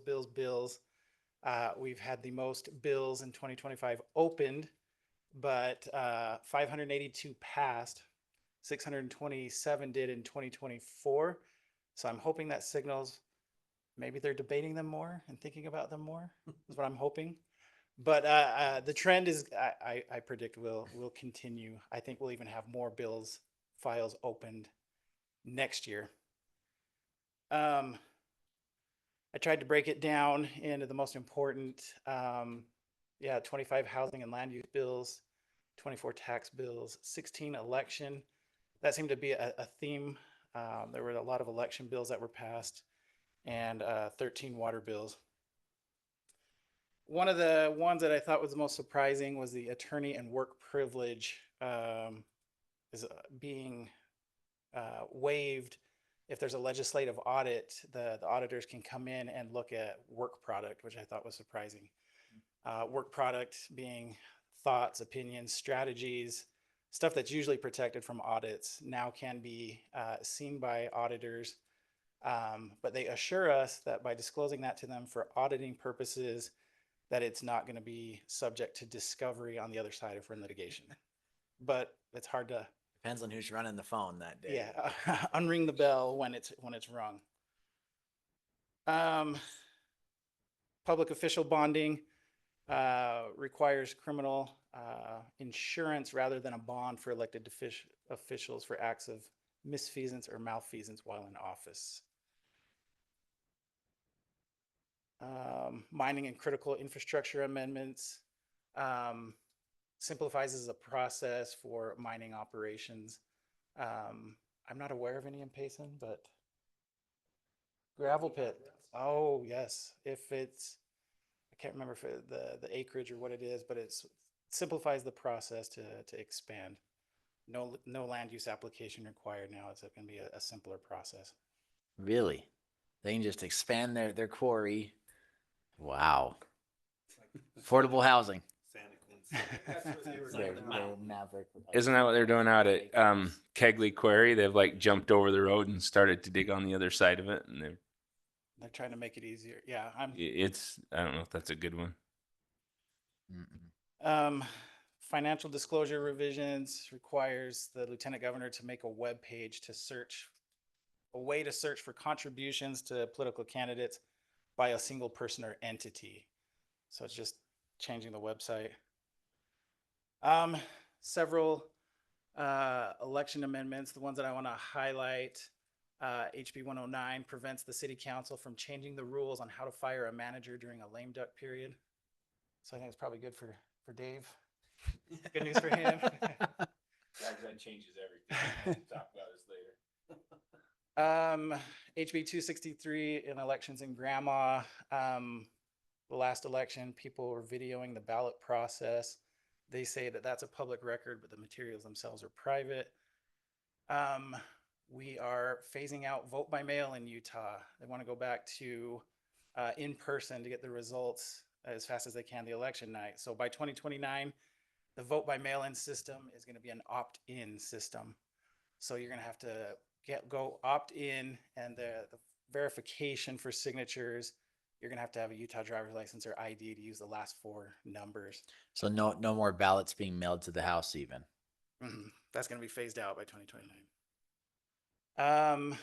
One of the interesting ones, HB 315, about tiebreakers. They previous session did about the tie-breaking rules, what to do in those situations. They didn't contemplate a 3-way tie, and it happened in Murray. So now we have rules on how to do a 3-way tie. It includes games of chance. They define that, what game of chances are acceptable to decide. Rock, paper, scissors. Well, Flip a coin. Yeah. So Russian roulette. But what's acceptable and what's not for a 3-way tie. So it happened. 5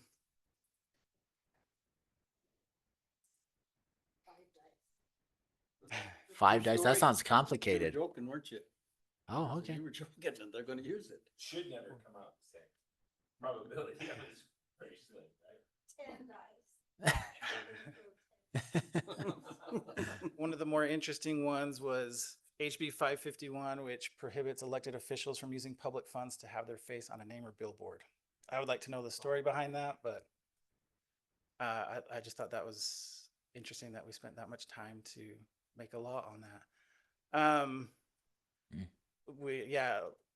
Bills about how to amend or remove your name from a petition if you later have regret from signing it.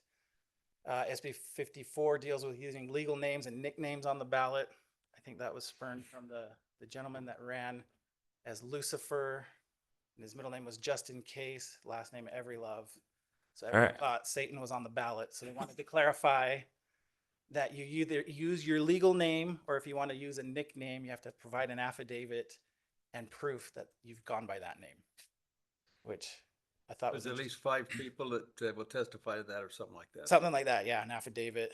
So like for me, I wouldn't want to be on the ballot as Jay Daly because I've never gone by my first name. I go by Brandon. Everybody knows me as Brandon, so they could put that on the ballot. Can we back up one there to that House Bill 551? if we have our own billboard and we put our pictures as a council on there, is that like not allowed then? Public funds. Public funds. If you have donations, you can use them. Well, I just meant like our welcome to Payson billboard. I just seemed really strange to me. I Well, wouldn't you can do want it my for welcome- picture on the You billboard. just can't put Brett Christensen for city council on the billboard. Yes, We can have Payson that- City. You can say welcome to Payson. Yeah, but we can't Well, say. yeah, but I just as their face. You couldn't put your face. I just it seemed weird to me. I don't know. I'm Is just... that a real bummer to you, Brett? Is that a big No, plan? no, we You're gonna- can. So that means that technically we can't use our puzzle picture anywhere. If we hung that in the breezeway that's a Statute representation says of. specifically billboard. That's not a billboard. That's why I'm wondering. That's why I'm just asking outside the box thinking. Don't make it bigger than it is. No, I know. I'm not aware of anyone here that's used public funds to put their name on the bill. And It happened. want my picture on the billboard. That is not my objective. Brandon, on the top one there, we currently in office have filled those out. So Kim, now when someone comes to declare candidacy, are you providing that paper for them to fill that out as well? The conflict of interest disclosure? It's in the packet now. So that'll be something that's viewable online as well for everyone.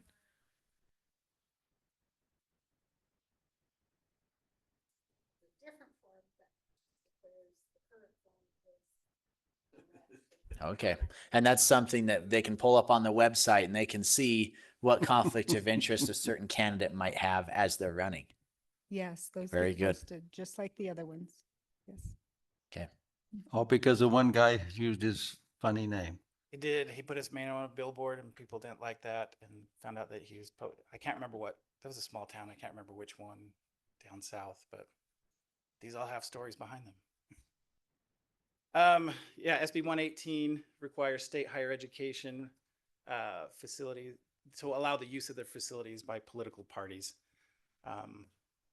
Can't exclude people just because of their one party or another. More election bills requires the county clerk to coordinate with the postal service regarding mailed-in ballots to make sure they're postmarked in time, that they're prepared for the influx of ballots until 2029, when I think that goes down. Propose the Senate Joint Resolution 2. They're trying to propose a constitutional amendment that would require 60% majority vote to pass statewide initiatives. Was that a lower number or was there no number before? It was 50 before. Yeah. The Senate Joint Resolution 7 says only states can regulate state and local elections, not the feds. So they're trying to draw the battle lines. Don't step on our turf. Yeah, for the Senate Bill 290, candidates for elected attorney. So like the county attorney, the attorney general, they have to provide proof of qualification at the time of filing, not after. Flags and fluoride. I don't think that's an issue here, but HB 77 prohibits other flags except for the US flag, the state flag, the official city flag. They'll allow for military flags like the POW flag, tribal flags. They even allow university flags that are officially licensed, or historic flags, but no other flags. I think that's more of an issue that they're dealing with up in Salt Lake than here. What Salt Lake's doing is they're going to have 3 official flags now. So Yep. And that's this is going to be it's going to come up next legislative session because it's still going to be litigated. Yeah, it'll be challenged. Looking at our flags, we're in compliance. So we're not gonna Speaking get- of flags and compliance, does that flag have to be there or can we move it over there? we can move it. We can. It's properly displayed. We're not going to get. Well, fined for you've moved this back. I can't see the people. Well, let's just scoot the pulpit up a little bit to like kind of more to keep on coming, Brandon. Keep on coming a little bit farther now. I almost can't see Robert. Okay, there we go. Yeah. That's good. We just look like a talking flag to most of us. So. Yeah, and so I just didn't know if I had to be on one side. She can see the screen now from her side, so. Yeah, HB 81 is prohibiting the addition of fluoride in our public water systems. So what are they gonna put in? Nothing. No fluoride. don't add fluoride to our water. It's only like 2 cities. I think it's Davis County at Kaysville. Drinking water treatment facilities, sometimes they'll add fluoride, but we don't. But we don't add We don't anything? add, we only add chlorine. What is it? Chlorine, Well, you're adding something. well, it's just to help. I know, you put that in your water, you're storing it anyway. Yeah. We had some bills on grandma. I think the biggest change is the SB 277, where if there's appeals, if we deny a grandma request and it's appealed, instead of going to the State Records Committee to rule on it, they've gotten rid of everyone on the committee in favor of an administrative law judge. So a judge is going to decide the appeals from here on out. They passed and adopted several holy days. There's the list of them right there. Although the state adopted them as official holy days, they're not state holidays, except for Christmas and Easter Sunday. But I don't know very many state employees working on Sunday. So they're allowing employees to use personal time to take those days off since they're officially recognized. But Christmas and Easter are the ones that are, you get off. Take a day off. There's no day. There were a number of judicial amendments, SB 203. There was some case law that came out that took some standing away in certain cases. So the legislator addressed it to give standing back to certain people and entities.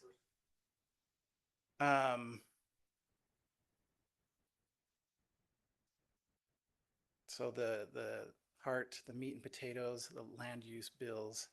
They made some changes. They're trying to gather data during the year concerning the building inspection process. I think this was brought about by the Home Builders Association, because they say they want to gather the data for more uniformity in how the processes or the inspections are applied.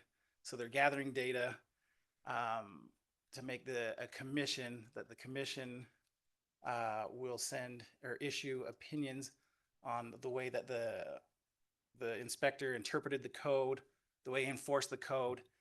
And their power is they'll be able to send letters of concern to the inspectors and their supervisors. And it'll be up to the supervisor, the superiors, to decide if they want to take any action on how they interpreted or enforced that code. And then, yeah, the House Bill 435 about the county building code does not apply to high tunnels. And I don't know what that has to do with, but Yeah, that doesn't make any sense to me.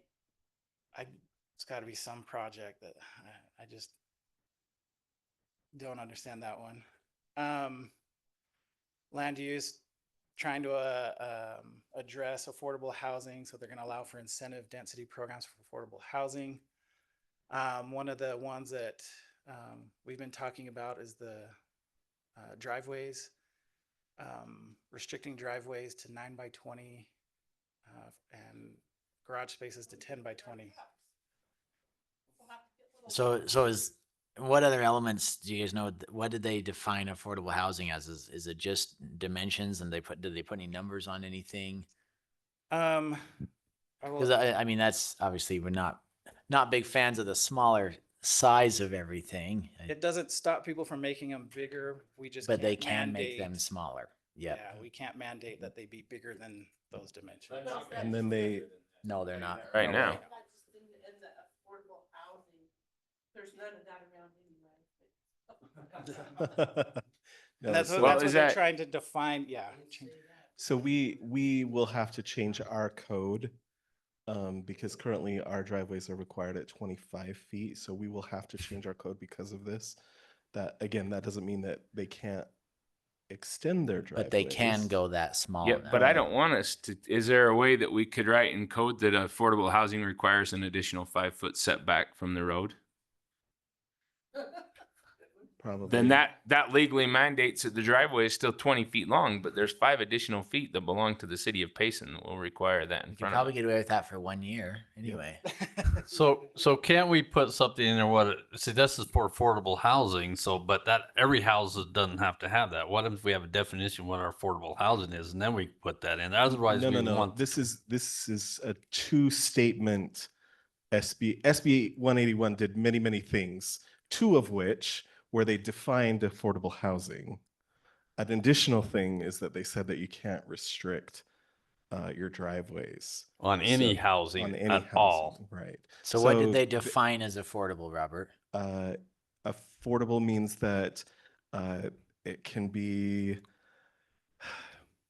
the formula is no more than 30% of your gross income to families making 80% or below area median income. So they did narrow down actual formula for So they actually did create a Okay. formula for affordable housing because we've been waiting for that. Right. Not that it provides any relief. What is it? What is the number that's affordable housing? So area median income for Utah County is hovering at about $100,000.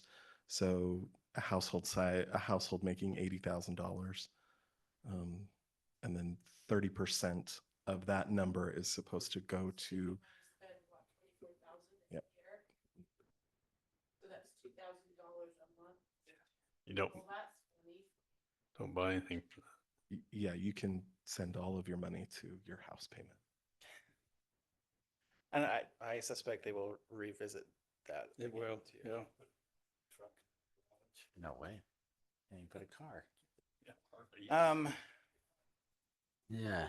Yeah, HB 198 clarifies billboard relocations within the same city. Powerful lobby there to keep the billboards. Yeah, there's a lot of modification of the rules for agricultural lands in the counties, a 3rd, 4th, 5th, and 6th class. So everyone besides Salt Lake. So 1st and 2nd class would be Salt Lake, Davis, Weber. So everyone else. So it's going to apply to everyone else. HB 256 addresses short-term rental enforcement, Airbnb issues. So what is that saying about? Are they trying to stop that? Trying to regulate it, allow investigation and enforcement, registration, trying to. Just give us a little more teeth A to little go bit more after it teeth if they're to go after it. violators. Well, it used to be way cheaper, but it's not anymore. I mean, because the Airbnb people are charging like humongous fees. Oh, sorry. Mike's not on. Now I'm not saying anything.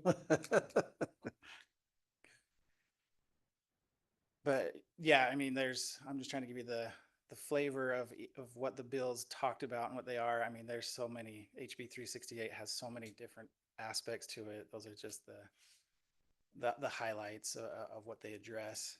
Is it good? Who's it good for?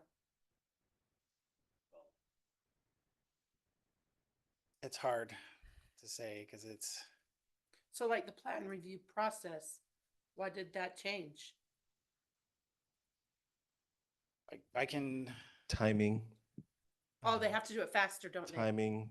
remember Identical that one. plans are now acceptable, which is, I mean, most of these things are actually not terrible. So Not terrible. it's a Not loose good. term I use. So annexations, can we just put an annexation over here, I mean, if they change that, Can we have islands? We cannot have islands. Okay. can we just kind of like not annex unless we're planning on doing something there? Well, we have criteria for annexation that they have to meet in order to, well, they're supposed to meet the annexation criteria in order to be considered for annexation, and then it's up to the council. They want to continue on with that. We have an annexation policy plan, and basically SB, is it 368, HB 368? Yeah. In the annexation part of it was just adding a little bit of further clarification to all of those requirements. It was It was several, it was like over 100 pages, right? Yeah. Really? Yeah. 368? Mhm. That's why I'm trying to just go high level. SB 104, again, boundary adjustments. We're modifying definitions, modifying processes. Yeah, there's a lot to go over. Glad that Robert understands most of it. One of the interesting ones is if SB 179, if someone comes in for a business license that's different than what it's zoned for, it's they're saying it requires a land use regulation review to give that kind of license for an exception. So it's something that would go in front of Planning Commission to go through that type of review before they issue that license. We're defining governmental nonprofit corporations, excluding the Utah Association of Special Districts, and requiring them to post their financial information on the public finance website.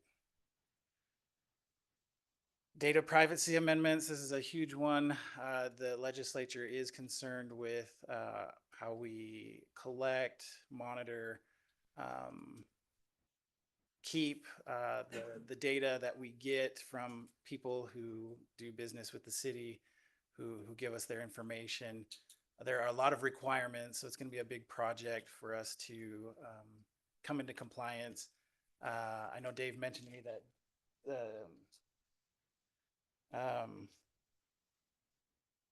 Jason had started on it, so it's in process, but they are still tinkering with those amendments, and so something that's you're gonna hear from in the future as well.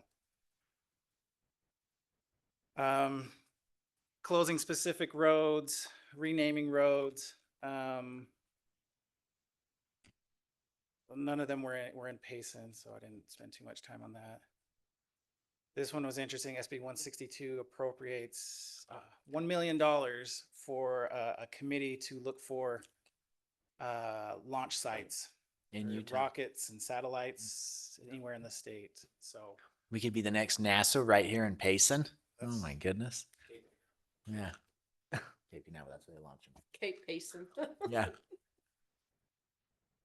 Cape Christensen. Probably do it out in the salt flats where they make the rocket launcher. Mm-hmm. Oh, If you want more. Cute. So we had some on taxes. We're a lot to do with school districts and the counties. SB 295, if you reduce your budget below the previous year's budget in order to increase revenue for 5 years, truth in taxation may be avoided. Well, that didn't make sense to me. What did that say? Which one do you? If you reduce 295. your budget below the previous year's budget in order to increase revenue for 5 years, truth in tax. If you're lowering your budget, why would you need to do it truth in taxation? That was just in code. I don't know. What do we pay you for? Well, there's got to be. Yeah, I want to know this trick. Yeah. Revenues has nothing to do with budget.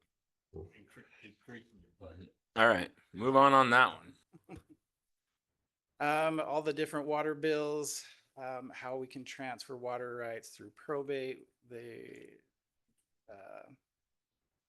tackled water quality, water applications, grazing. A lot of those changes. If they want more specifics, come talk to me. This is really high level. I didn't get very deep into a lot of these just because it's a lot to go over. Jonathan, which cities around us put fluoride in their water? None. So they just all put the chlorine in. There's nothing but. I don't know of a city. I think there was one city in Davis County that was doing it for a time, but that's all I'd ever heard. But Yeah, I was gonna say, I don't know of any cities in Utah County that have a drinking water treatment facility. But they do in other states. Well, in California, I mean, I was just telling them that's why I never had cavities as a kid, because I grew up in California. fluoride in the water. I never had Get it in your cavities growing up either. I grew up in Utah. Well, that's all the others. So the last one that I want to talk about is SB 147, which requires youth organizations. So anyone that has to deal with youth to ask people for their full name and a government ID to check their names against the National Sex Offender Registry and the Utah Sex, Kidnap, and Child Abuse Registry, to make sure that they're not on those lists. If they're on those lists, can't hire them, can't have them volunteer. And then it requires those kinds of organizations that deal with youth to have policies in place to run the checks, to enforce them, and turns anyone who volunteers with youth into a mandatory reporter. Meaning if you suspect or think that there is abuse or sex abuse going on with a youth in the program, that you report it to DCFS or police. It doesn't count that you just report it to your boss. You're now a mandatory reporter. And so my next presentation is going to be those policies that address that, so that Payson can adopt those policies so that we come into compliance. Because an organization that doesn't have policies against that, if anything ever comes about it, any litigation comes from about it, and they didn't have any policies in place, they're automatically assumed negligent. So by having the policies in place, it just gets us back up to So, Brandon, just so I'm in compliance, I hang around a lot with the youth court and the youth city council. And sometimes we'll have parents come in and say, hey, can I just hang out with you guys? Would they be considered a volunteer, or should we be asking for their name and ID? And so that's, yeah. If they're just attending a meeting, they're just an attendee, but I think you as the volunteer sponsor, you're subject to it because you're with them constantly more often. And I mean, those are conversations that we've had with Carl and coaches, because we run all the coaches' names through the registry. Good. Do the background checks on them, but it's almost impossible. How do you get every single parent that steps in for a game, runs a practice, or? I would think that you just a temporary, just put it in our policies that a one time, as long as the leader of the group is there, I think you could get away with something like that and not have to have that, as long as we have a policy in order for it. But I definitely want to err on the side of caution. I have no problem asking a parent that wants to hang out for their name and ID though either, because we got to protect these kids that we're with. Yeah, yeah. And so I think the coach, the sponsor, the person that's around him the most, obviously we're going to run it, but like an attendee somewhere that's just attending an event, we can't, it'd be impossible to get everyone's name and ID to run their name. I mean, you see it, you're going to see it with anyone that has to deal with youth.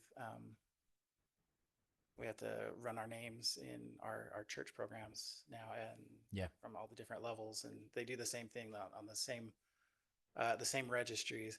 And so a little bit later, you'll see the draft policies that I made to comply with the law, and see. So you'll bring that to us at a future council meeting? Tonight. It's tonight. Oh. So that's why I put this one for last. The more to come, because since we have youth organization and volunteers, been coordinating with Carl and Melanie on how we come into compliance with that. So when new employees and new volunteers come in, that their names are run, they receive a training. So the trust sent us a video that they have approved, that they've watched the video, they sign an attestation that they've watched the video, and that they understand that they're now mandatory reporters. And so now we're compliant with what SB 147 requires. And that new hire process. So all our coaches will need to watch this video, our lifeguard supervisors, and okay, very good. Oh, excellent. Okay, sweet. A big concern was the library, because they have the summer reading program with all those youth volunteers, but they understand too that they need to have their names run as well. And so that's all I've got. Any more specifics, feel free to reach out to me on some of those bills. The slides are in the packet, so you can refer to them and ask any questions. Okay, Thank you. thank you. Thanks, Brandon. Yep. Next one up, public forum. Anyone can speak on the public forum, please be cognizant of your time and let us know who you are and anything that's not on the agenda. We'll go ahead and open that. Blades are only public. Doesn't appear that, that there's anybody. Do you want to come up? Glade, come on up. Now's the time. Sorry we made you wait this long. Been fascinating. What would we do without the state to fix all the problems, Yeah. you know, in the legislative session? Sorry, don't record that. So, too late. All right. Sarcasm anyway. Yeah, all right. Glade Nielsen from Nephi, representing Sunrise Engineering. Wanted to come and learn, listen and learn, and that's been going great. I have to salute all of you who serve.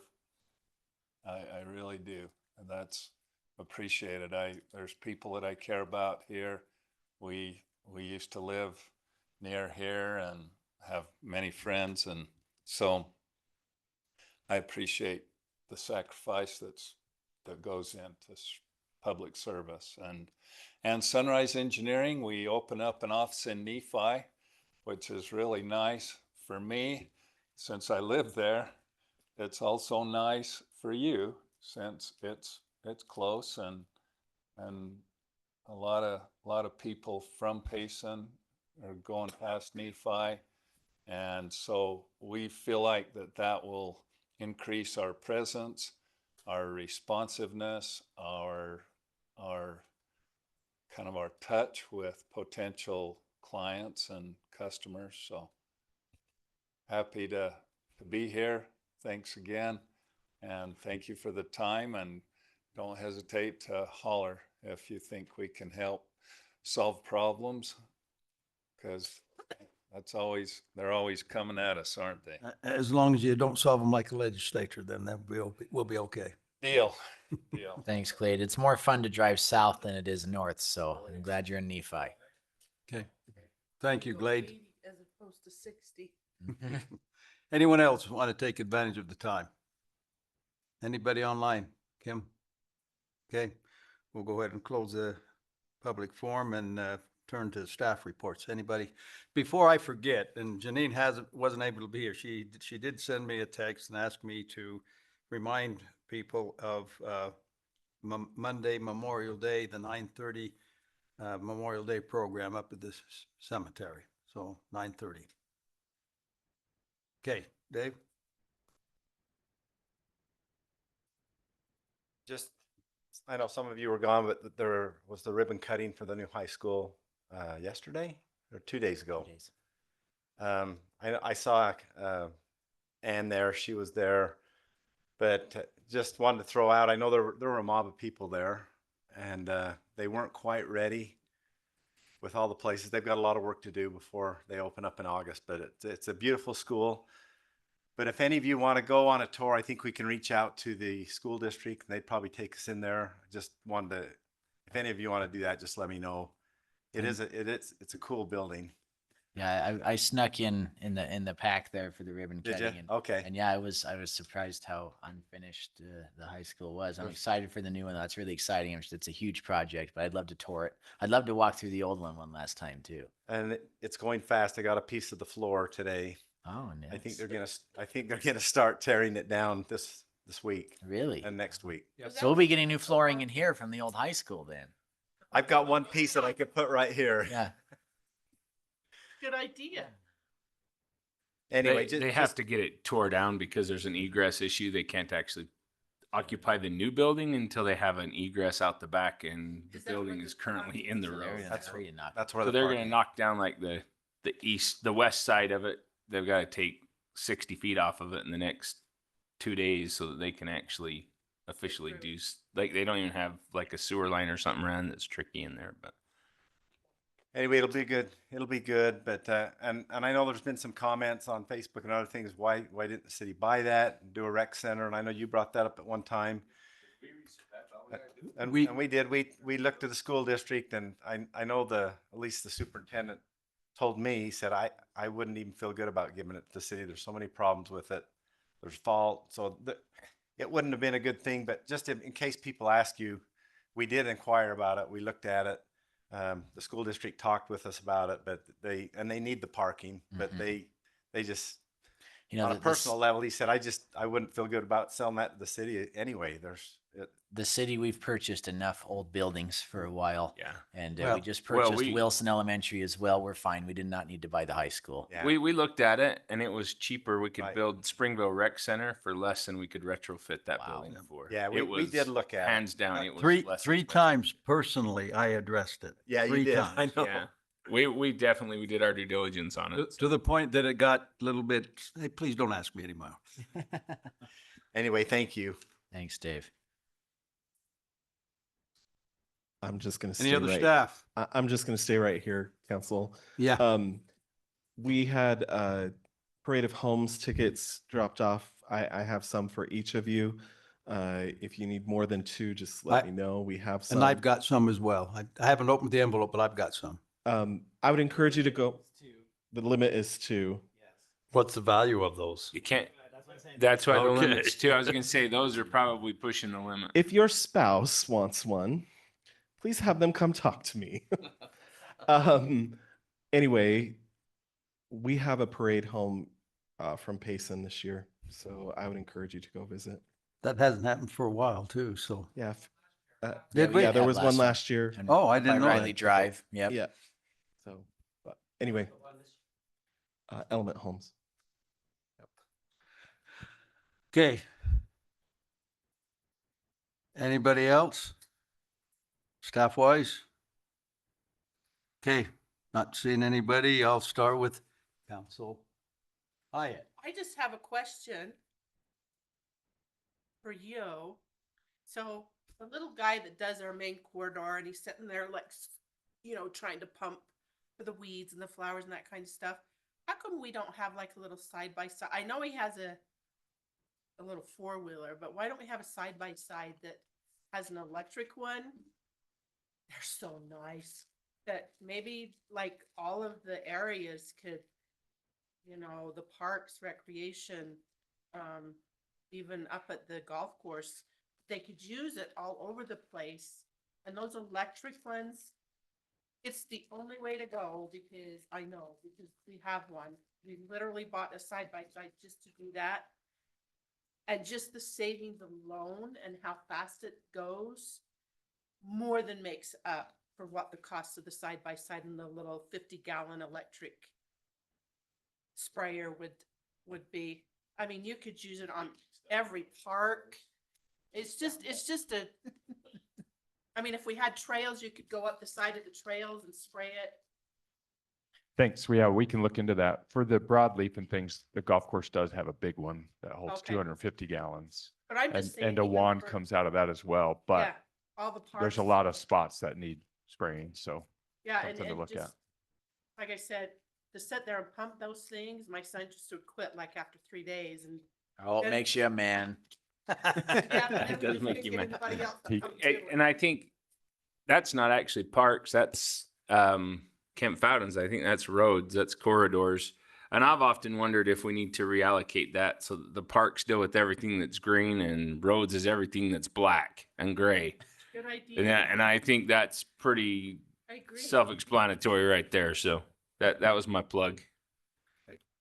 Okay, that it? That's it. Bye. You got one more? Is that No, it? I just, Okay, that was just something that I just noticed that I sat there and watched and I thought, oh my heck, I would hate that job. okay. Thank you. I would like to just chime in real quick, over the weekend. Well, last part, well, it was we went down Saturday and came back Tuesday. I went down to what's called ICSC, Brian Hewlett and I and Robert went down to ICSC. We had a very, very productive meetings with a lot of different companies. And I'll be, no announcements right now, but there may be some forthcoming. So that's the reason that I wasn't able to go to the ribbon cutting at the high school. Ryan. Mayor, we do have Council Moss online. Should we ask her if she yes. has anything to report? Yep. Council Moss, sorry to skip you. Yes, I'm glad you didn't forget me. Thanks, Ryan. Yes. Yeah, I had the opportunity to go to the high school ribbon cutting, and that building is massive and beautiful. And I'd like to congratulate Officer Caden Nielsen and the other two officers. I'm sorry, I don't remember their names, but Officer Nielsen is one of my son's best friends, and so it's neat to see him join the force here in Payson, and we're in good hands. Our department is amazing, and we fully support them. And I think that's all I've got. Thanks. Thanks, Ann. Ryan. Thank you, Mayor. Yeah, I just got to continue to brag about our youth council. We did add 2 new members last night, and we gave them a super fascinating tour of the city center, and I got lost. And then I'm getting with you, Chief, in the coming weeks. We're gonna have them come tour the police station, and yeah, so I'll get with you about that. And yeah, thanks to all the staff. I see everybody here. You guys are so quick to respond to my questions and emails and answer all of my silly questions. Thank you so much for taking the time on that. And Travis and Jonathan, thank you so much for your attention to detail on the numerous projects that you're doing right now. There's a lot of big projects going on. You guys always seem to know the details, so thank you. And Chief Bishop, I saw that Mimi retired. Officer Sandoval served Payson for a long time. I appreciate her. She holds a special place in my heart because she was the first one to give me a ticket ever. I was just barely 16 years old, and my first ticket. Yeah, it was it wasn't her first ticket. It was my first ticket. Barely, huh? Oh, well, I don't have to disclose that. But yeah, so she holds a special place in my heart. She gave me my first ticket ever. I was nervous out of my mind, and yeah, but she handled it very professionally. I still remember that. It was for unsafe backup. I'll just disclose that I backed into somebody and she came, but yeah, I really do appreciate officers and the myriad of calls they handle. And to Mimi Sandoval, thanks for the years of service to Payson. That's all I have, Mayor. Thanks. I can trump your story. I have a lady to this day that I wrote her very first ticket, the only ticket she's ever had. So she reminds me of that quite often. Councilor Hewlett. Yeah, just a couple of things here. So just on your calendar, June 7th, Adventure Day. I'll put that on your calendar. At MTech, their board meeting today or tonight or this afternoon, they approved the lease for the Innovation Center for Payson. And again, going back what the mayor said about ICSC, I've been going down there quite a few years, and this is by far was the most productive and best time we've been down there. So it went really, really well. So thank you. Well, I hate being last. Being out here on the, I don't actually have a whole lot to say, but just to shout out to everybody, the thanks, and I appreciate everything that everybody does. I know our engineering department's working hard, keeping things moving forward, and I always appreciate that. And the officers, I think that we have done a lot from this end of the spectrum on that to keep the retention. Feels like it's been way higher in the last couple of years than it was the first 4 years I was here. It really feels like they want to stay here and we're making it worth their time. And I know that wages are tough and we got to stay on top of them, and hopefully we can keep everything where we need to be. But that's all. Okay. Can I say one more thing? No. Yes, I can. Yes, you can. I just wanted to thank Jonathan because he clarifies things to me so well when I don't understand it. So thank you. I appreciate it. You can say something else if you want. That's it. Okay. Okay. Yeah, we'll. We better hurry. We only have a little while. Yeah. They'll kick us out. Okay, F, Action items, ordinance reapprove to extend the municipal boundaries for the proposed Staley Payson addition annexation containing 26.6 acres located at approximately 675 Goose Nest Drive. We have done this before, but we needed to modify, right? So we're here for two reasons. One, as you recall from the last time when this was originally approved, there was some comments from some of the property owners that they wanted to meet with staff and have some input. And so we met with them, we took their input, we added it to the agreement where we felt was appropriate. And so in so doing, and the time it took to schedule those meetings and meet with them, we missed our 30-day deadline, 60-day deadline to send it to the lieutenant governor. So we just have to bring that back again for your reaffirming. So the issues were resolved and everybody's okay with it? Yes, the annexation agreement does have a few red line changes in it that were shared with you in your packet. There was one that Kim Holland Drake pointed out to me that wasn't in your packet that I could put on the screen if you'd like to see it, but it's really just a clarification in, I think it's the second paragraph, that adds Wayne Barbin to the property since he purchased some of the property from the Staleys. And so it adds him into that language as one of the property owners. So anything else major? Okay, I got my light on now. I'm good. Anything else major that we probably should be aware of? My email has been on the fritz. I didn't have a chance to So's review mine. it. Seems to have been a problem. Yeah, I Yeah, tested get, them out.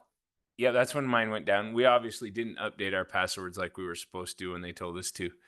But reach out to Dell and he'll fix it real quick. He was really good. It only took about 5 minutes and he had me back up and running. But Yep. no, there was one item. It talked about a trail. There is no trail for this area. And so that language was taken out. But as you can see, this was the amendment that I was mentioning to you before. But other than that, it's just that portion about the trail and then adding. well, that would make sense. The trail would go on the west side of the road there. So not this where is the language taken out for the trail. Okay. Right here. One note was that it talks about an arterial road. It's actually a collector road for Salem Canal Road. Okay. But other than that, it was just adding the. Sounds pretty cut and Mr. dried to yeah, me. Just kind Mr. of Barbin fix to little the, things yeah. along the way. Yeah. Did this go before planning commission? No, and it didn't need to. Okay. Okay. Any other questions, discussion? Okay, I'm ready for a motion. I'll make a motion that we reapprove to extend the municipal boundaries for the proposed Staley Payson addition annex containing 26.6 acres located at approximately 675 Goose Nest Drive, including new red lines. I'll second. Okay, we have a motion and seconded. Roll call vote starting with Council Christensen. Yes. Council Hewlett. Yes. Council Rowley. Yes. Council Moss. Yes. Council Hyatt. Didn't Yes. forget you this time. Okay. Motion Okay, carries. I need to clarify something. Oh, As I turned my paper over, I realized what I had done wrong. I am just reapproving the annexation, not the red lines. The red lines will come in another time.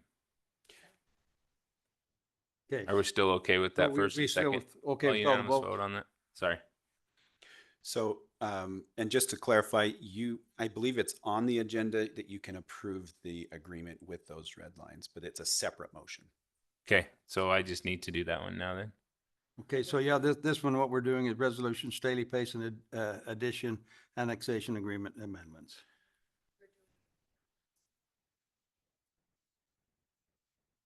We need to redo the ordinance again. We voted on it. I just corrected it. Yeah, we Yeah. did. We voted on that. This is the Yes. second part of it.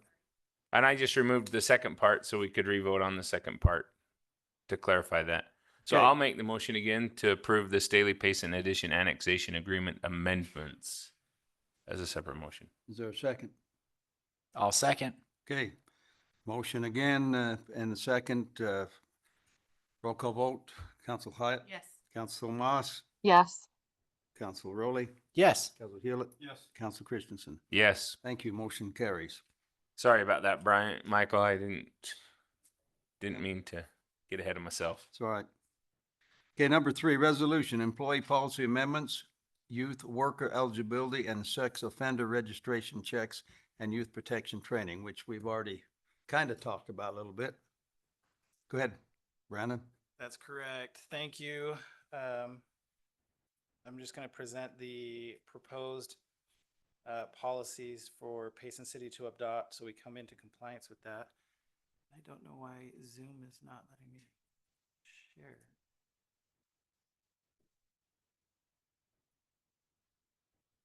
So what I'm going to do is put on the screen the policies, the proposed policies, and how we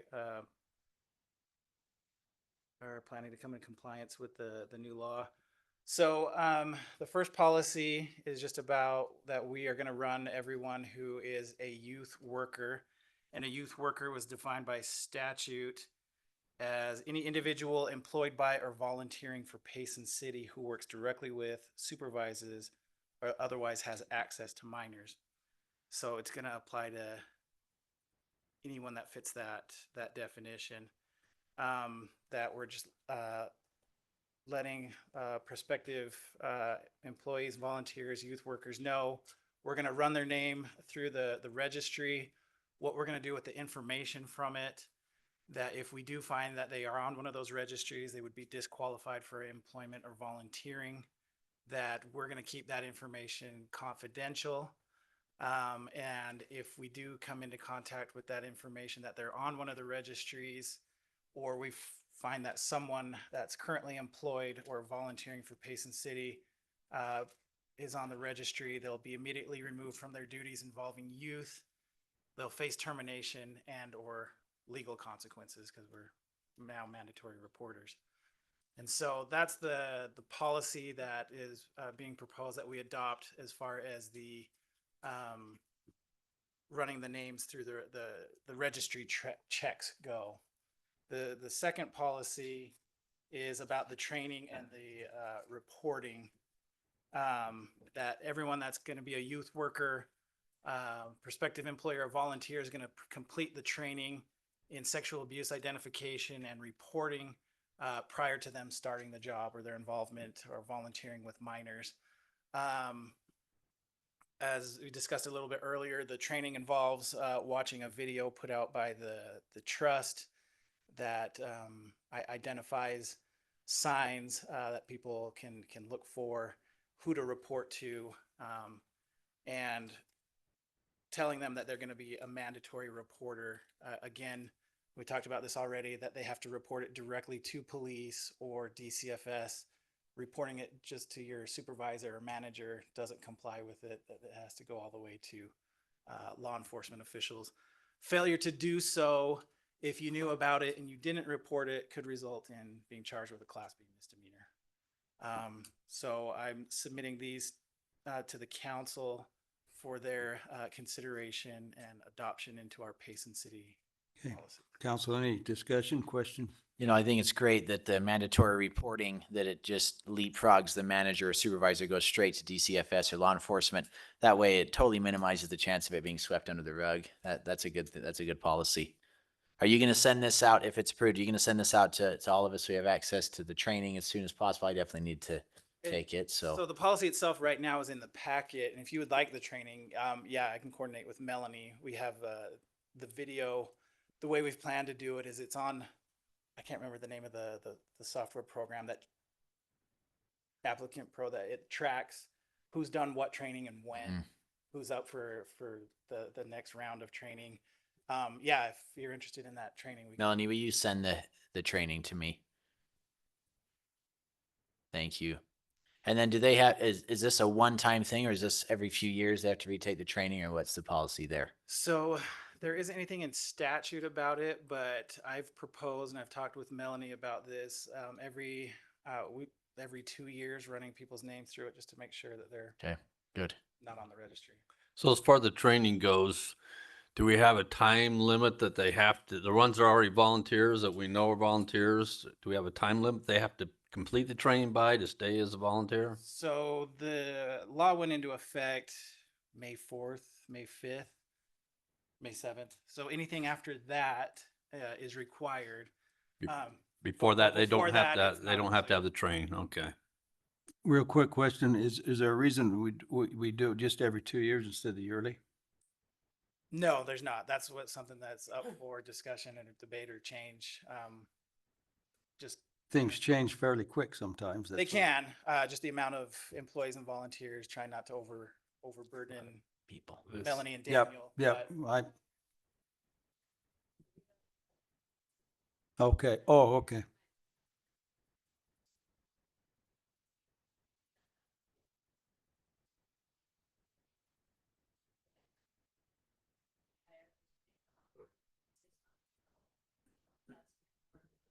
I just thought that, we could be attacked if it's every 2 years and they say, why? Well, I think if they are added to the sex registry, they would have to contact you as well. I guess they wouldn't know if they were employed with you if they were a volunteer because there wouldn't be any tie to you. No, 2 years is definitely a lot more than we're doing Yes, it. So yes. Just a question. no, and we're open to that discussion. We just that starting point. I know in education they make us run our fingerprints every 5 years. I think is what it is. So it's not. Okay. That's kind of how we. So do we need to put that in our policy that we're gonna do this every 2 years? Because otherwise there's no time that we have to do it again. That's not required by this statute, but if it's something we want to adopt, I can definitely include that. Under the guideline 1, we could add there that needs to be let's done have it in black and white. biannually or whatever it's called. Then we I- can't, there's no question as to we're not in violation. Mm-hmm. Yeah, but every think time that's you good. get a new volunteer coach, you'd have to run those again because they would be out of the system. They wouldn't. Yeah, there's no.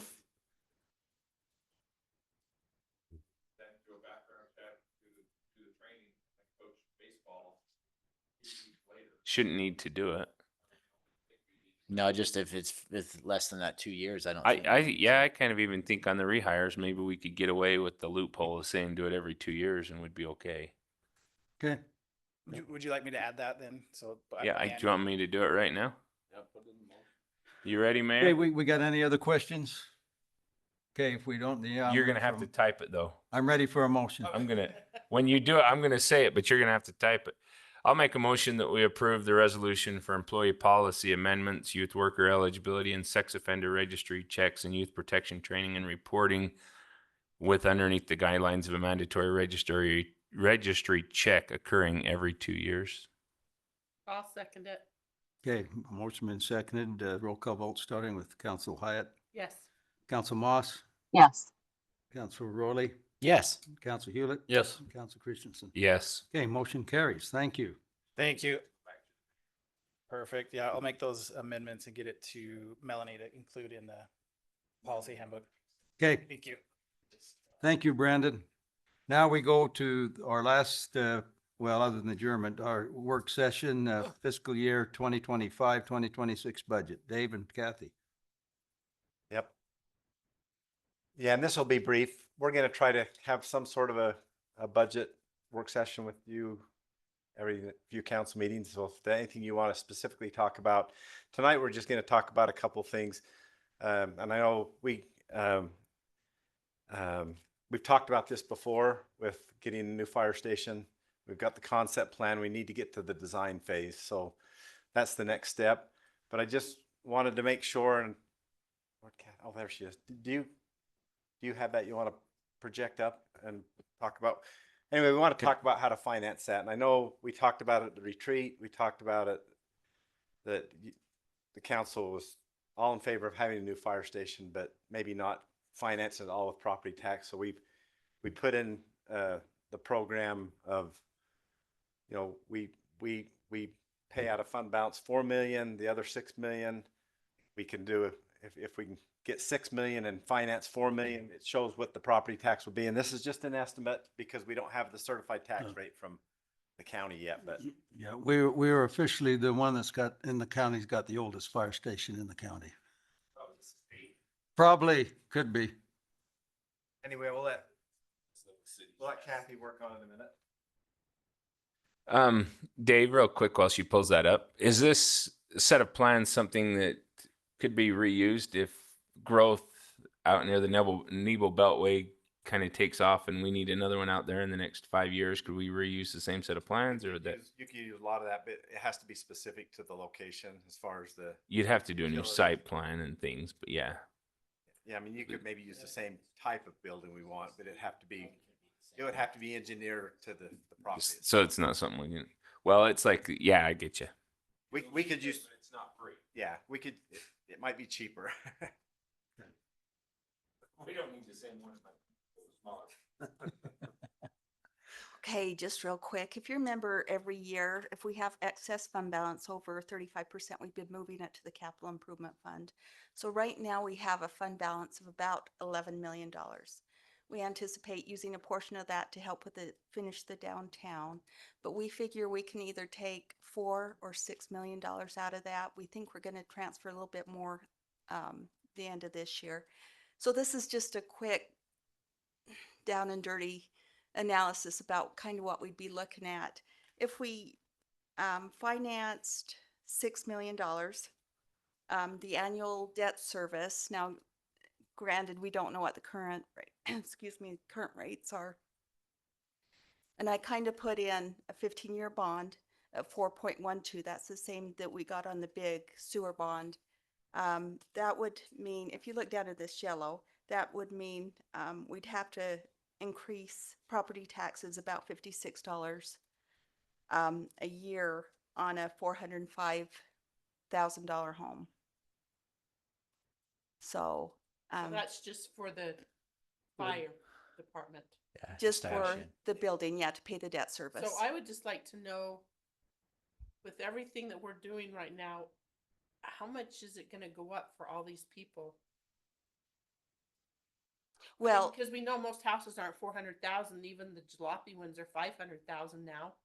well, give me a price and we'll plug it. Let's put it would at, you like? put a 500,000, because that's what, they're between 400,000 and 500,000. Got a lot of condo, for average, you got a lot of condos, townhomes, so Mhm. for average, probably a little low, but it's probably, I don't think it's 500,000. So 500,000 would be about $69. Yeah. Houses are. So if. And so- again, it's going to be variable on what the CTR comes out this year and what the actual debt service rate would be. So we won't But know the average thing. how much taxes are taxes are increasing until then. Till June. Yeah, they have to release that by June. Do we have an idea? I mean, do we have an idea what? I just worry that we just keep putting more and more pressure on the people. And I mean, because people didn't do it 35 years ago, we're responsible for it now, but they don't understand why we're doing it. Right. They're just like yelling, why did you vote for that? Why did you vote for that? Well, because 35, 40 years ago, they didn't. So Kathy, will you plug in 551,000? For- That's the average sales price of a house in Payson in the last 3 months. Payson zip code, I should say. 551. Like that, 55. Do you like that? Yeah. Yep. Okay. Yep. And West Mountain. 76. So $76. Yeah. That's only, now you're doing this, that's only if we finance the whole thing by a bond, right? No, that's. Only That's if we finance 6 million out of the 10 million. What's the proposed Oh, out of total 10 million. Okay. cost of the station? 11? 12? 10 right 10? now. Yeah. Okay. So it'll be 14. Or No. 20. No. So Mm-hmm. I have a question for you. So I'm thinking a lot of this we have to show that if we're bonding, here's how we're going to pay for it. But I would think most of this will be paid by impact fees. So if we're already charging the citizens so much a year, where does that, if we can pay with impact fees, where does that money go? So The fif- yeah, generally you don't calculate impact Right, fees right. into financing just because there's no, Too much variable. Right, and I understand that, but where's, but we can still use that. It would still come into the general fund. so like that $76 would just go to the general fund, even though we pay for everything with impact fees. So then we put property back into capital Right, so it just projects. spiral But through. isn't impact fees just paid for with new building? Yeah, yeah. So how fair is that to the new people? I mean, I wanted to ask, when did we start doing impact fees that even made any The one we have dent in anything? doesn't suffice. Last year? We use used impact fees quite a bit over the years, and we've charged them as long as I've been here. Dave, wasn't at lunch, didn't we discuss a way to charge more to the new builds to help offset this? It was something structured into the bond or something. What did we talk with? Schedule 2, I think he was talking about. the Okay. Increased The- utility fees. You know, what Chris Thompson earlier? Is that what- No, what Ryan from Cirque was talking about. He brought up an idea of I'm trying to remember what it was, but I can't. Yeah, well, I think what he was saying is what they did in American Fork. He's on their city council. Mhm. But in American Fork, they got some numbers, and I asked Scott, he's not here, but I asked Scott to do the same, and he's having a hard time getting the numbers. But if you have another fire station and the response times are quicker, yeah, this property tax might go up $76 a year, but your insurance might go down because you've got better coverage. And it would go down a little bit because you have better coverage, but Chief Spencer did indicate we're not going to upgrade a new insurance rating, but we Right, are going to right. increase in Yeah. response times. Yeah. Yeah. So you might get a little break. you We'll may get a not, little because break, but it's we're still- already at a 3 on the ISO rating. I think we're at It's 2. hard to get to number 2. Yeah. Oh, we're at 3. I think the one example he gave down in Washington County is they were at a 6, and by putting a new fire station, it went to a 3. So it was pretty substantial. Huge. And Yeah. The insurance rates were a lot cheaper. And that's also tied to having at least a predominantly full-time fire department too. They don't count, they cut volunteers in Mm-hmm. We basically couldn't in go half. to a 2 unless we were full-time. But I don't Yeah. think we do impact fees. I think everybody pays for it Well, because everybody's using it. Yeah, I think we can offset a little bit of the impact. But the growth is causing the new station, so I think the impact fee should be there to cover some of it. Well, but it's not just that. It's because we have an old one. That's why, that's another reason that, and But I don't think they're planning on abandoning the they're trying, no, they're not, but they're trying to get down where they can get out Yep, but to it's, different places but faster. it's related to the growth, so I think impact. We're in the process of doing a new study on the fire for impact fees. We talked a little bit about that before, but that's the whole part of the study is you look at impact fees cannot be used for existing deficiency. Right. The- And new, The other thought, like Ryan says, if we had zero growth anymore, We our wouldn't need fire a- station could take it. we wouldn't need a station. But as we Yeah. grow, we need more. And so that's what the study shows is some aspects of paying for this should be impact fees. Should The be other on the part would backs be- of the new residents. Yeah. I What's definitely causing think the- impact fees need to be assessed every year, especially with the growth coming the way it Yeah, is. we're- I mean, we're the last open land in Utah County. We're in favor of that. We'll get to It's that point. where we're at. So like everybody pays impact fees? No, they're just readjusted every year. so that- Possibly so that we're up increasing on them it. every year, yeah. If they increase. Well, like we do our truth in taxation. We try to do it every year, so it's minimum, and we don't have great big huge leaps Smaller, and bounds. yeah. Smaller. Well, but I understand that, but like our sewer plant, it's obsolete, it's fallen apart. So the impact fees of the new people coming in are paying for that. Why aren't the people who used it for the last They- 40, they- 50 We years? have The been, rate- we have the been rate paying. goes up. We 'Cause had we've to been raise paying the our sewer rate and our rates. base rate the last, since I've lived here. I know, So but I it's think even that's, higher than that now. it is. Have we saved that money? Where'd she go? Oh, she's What's behind the that? flag. Impact fees have to stay. So all that, like, they're paying what, $56 a month for the sewer? Uh-huh. So have we been saving that money or has that just been? Oh, no, it's going to debt. We service. spending it. That's what Yeah. I'm saying is, It pays the debt. It also pays it pays the operations. Operating costs. The operating costs. So Kathy, the 4 million versus 6 million, does the 6 million make you awful nervous and uncomfortable, or is that something we could swing? Paying the 6 million up front. So it is on the 6 million, or did you? This is the 6 million. This is the 6. Yeah. Do the 4 million if we just borrow 4. I think we should plan on the 4 and use the 2 as our buffer. If That's we- kinda if what we I would use think. 6 million out of fund balance and just finance 4, it would be $51 Yeah, that's instead of gonna be 76. And do we have the means to do that? I think for me, for the residents, especially if we're going to go out and bond, we're asking an awful lot of them this year. As I've said, lots of rate increases, lots of costs, everything's more expensive. If we can tell the residents, hey, we saved this money and we've got skin in the game. We're putting nearly over half down to build this department rather than putting it all on finance. And then it saves us that much more money in interest too. I would like to do the 6 Yep. million if we can swing it. But can we swing it? That's the real question. Yeah, well, and Dave and I were talking too, even if we split it and went 5, I mean, that would help too. Okay. It's sitting there. That's the purpose of it, is putting it in the capital improvement fund. And you said we have about 11 in there. But we have to do downtown, so a portion of it is Yeah, some of it's allocated. How much do we need for downtown? 3.2. Well, do those last 2 blocks, it's about 3 point. Okay. But I think we're getting another We're- grant for that. Yeah, we're gonna get. I still like having a little bit in the savings account for situations. Yeah, like it's this. always a little nerve wracking. You don't want too much fund balance because you want to use the But we money, want some. Yeah. but you want to keep it for a rainy day. So- When the economy tanks, we need. I guess, yeah, at the minimum, I'd like to do 5. That's what my feelings We are right can now. try to do 6. I like 5. The purpose of this 6. work session is to say if you're in favor of this kind of model, whether it's 5 or 6, we'll probably need to do another budget amendment before the new budget comes in to true up some things. But we'll probably budget some of this fund balance to start the design because we'd like to get the design Yeah. going.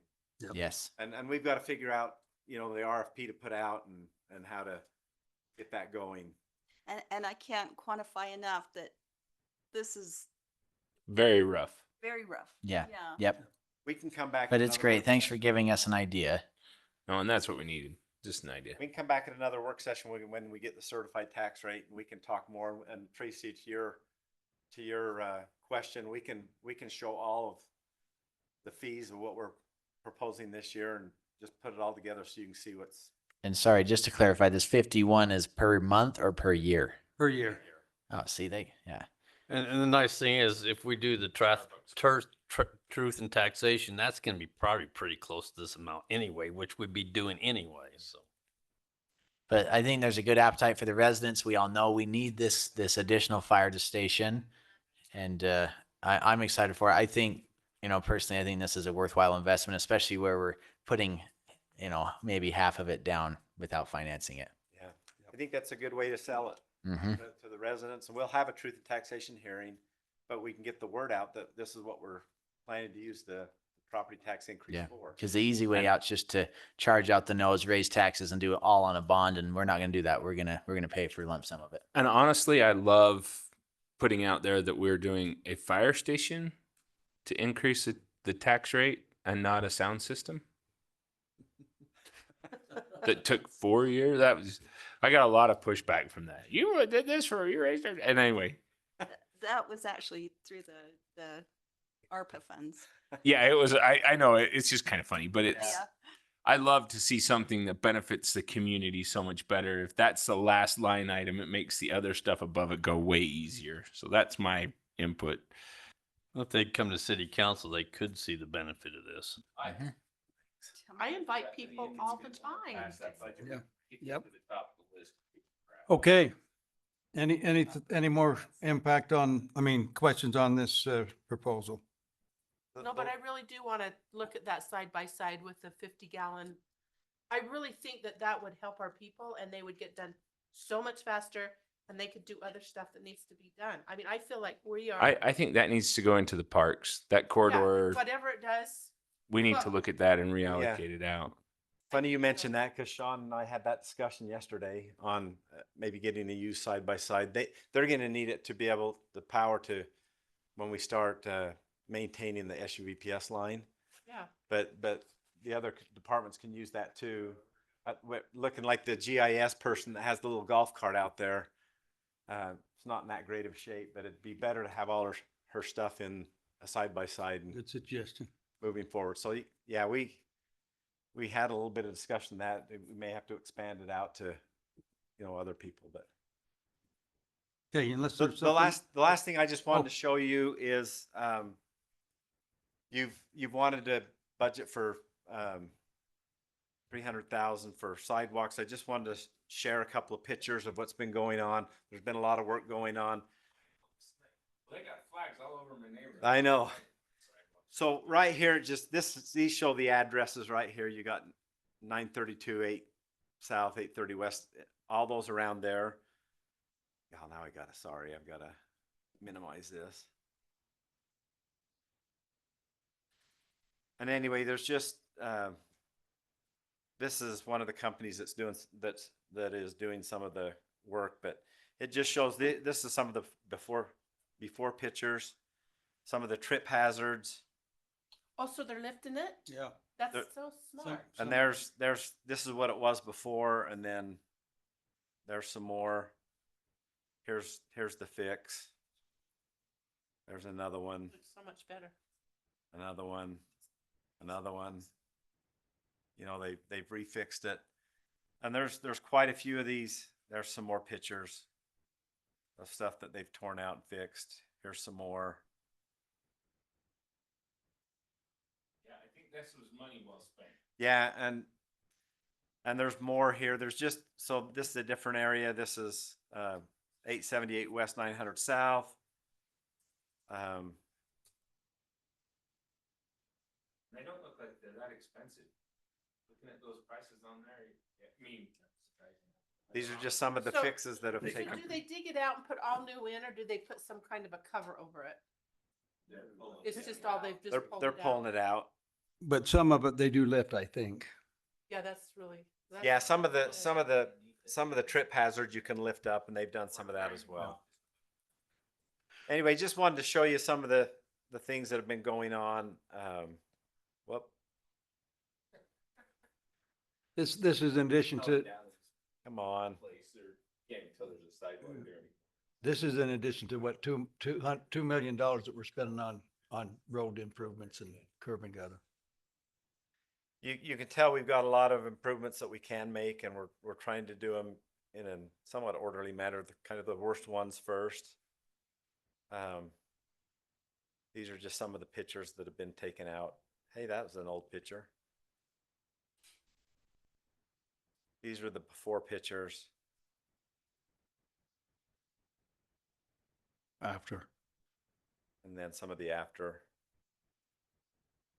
Some of those look like there was heavy equipment going over with how crushed they were. well, sometimes that's your ice melt. If you're like obsessive compulsive with your salt, you'll destroy the concrete with Don't it. ever put salt down. And I think that's a big problem with a lot of that is they just over salt it and destroy it. See, that looks like a pretty bad one. And, I do have a There it question is. about some of the things that was spray painted the grate. I've seen a few like street projects going on, and I'm like, can't we fix this last little bit? Like at the corner where you turn onto Utah Avenue in front of Mi Rancherito, there's a catch basin, you know, where the water goes, has the grate over it, but it's like 3 inches down. It's like a giant pothole that's just there. That needs to be fixed. I guess we could swap it with the one in front of Barnett Elementary because that one sticks out of the ground 3 inches.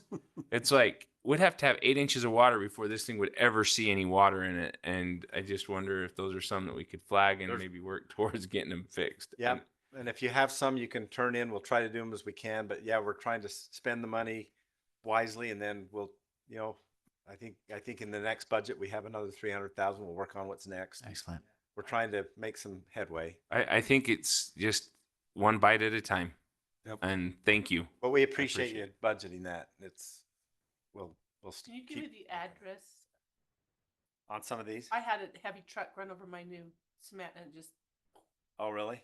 yeah, so I need somebody. Of the contractor, you want the address of the contractor? Sorry. All the oh, I mean, here's their number. They're out of There it is. Nephi. And there's other contractors that are working for the city. This is just one example of one sent invoices in with pictures. Wanted to show them to you. Thank you. Anyway, that's all we had for tonight. I know we talked about wages before. We're gonna do that on a future. We're gathering information. We'll try to get you some stuff. I know we can talk about the CPI increases for the utilities in a future meeting, show you what's going on. We generally have a public hearing in June to talk about what we're proposing to raise on the utility rates. And so anything you want to talk about, let us know. If there's questions that come up, call or email us. We'll talk about anything you want to talk about in the budget. So Brad, I already talked to Mayor. Are we putting lights up at the park to stop the same people who keep spraying everything over the bathrooms? Working with Wes to try and figure it out. Oh, put it on their houses, that would be great, cause I thought they could probably just go up there and spray it. Our problem is speed. So we'll have to worry about that.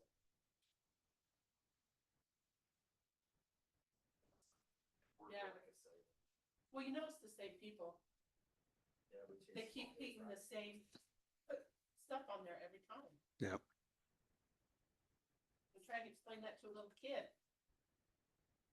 Can we pass ordinances that require a picture ID for the purchase of any spray paint inside the city limits?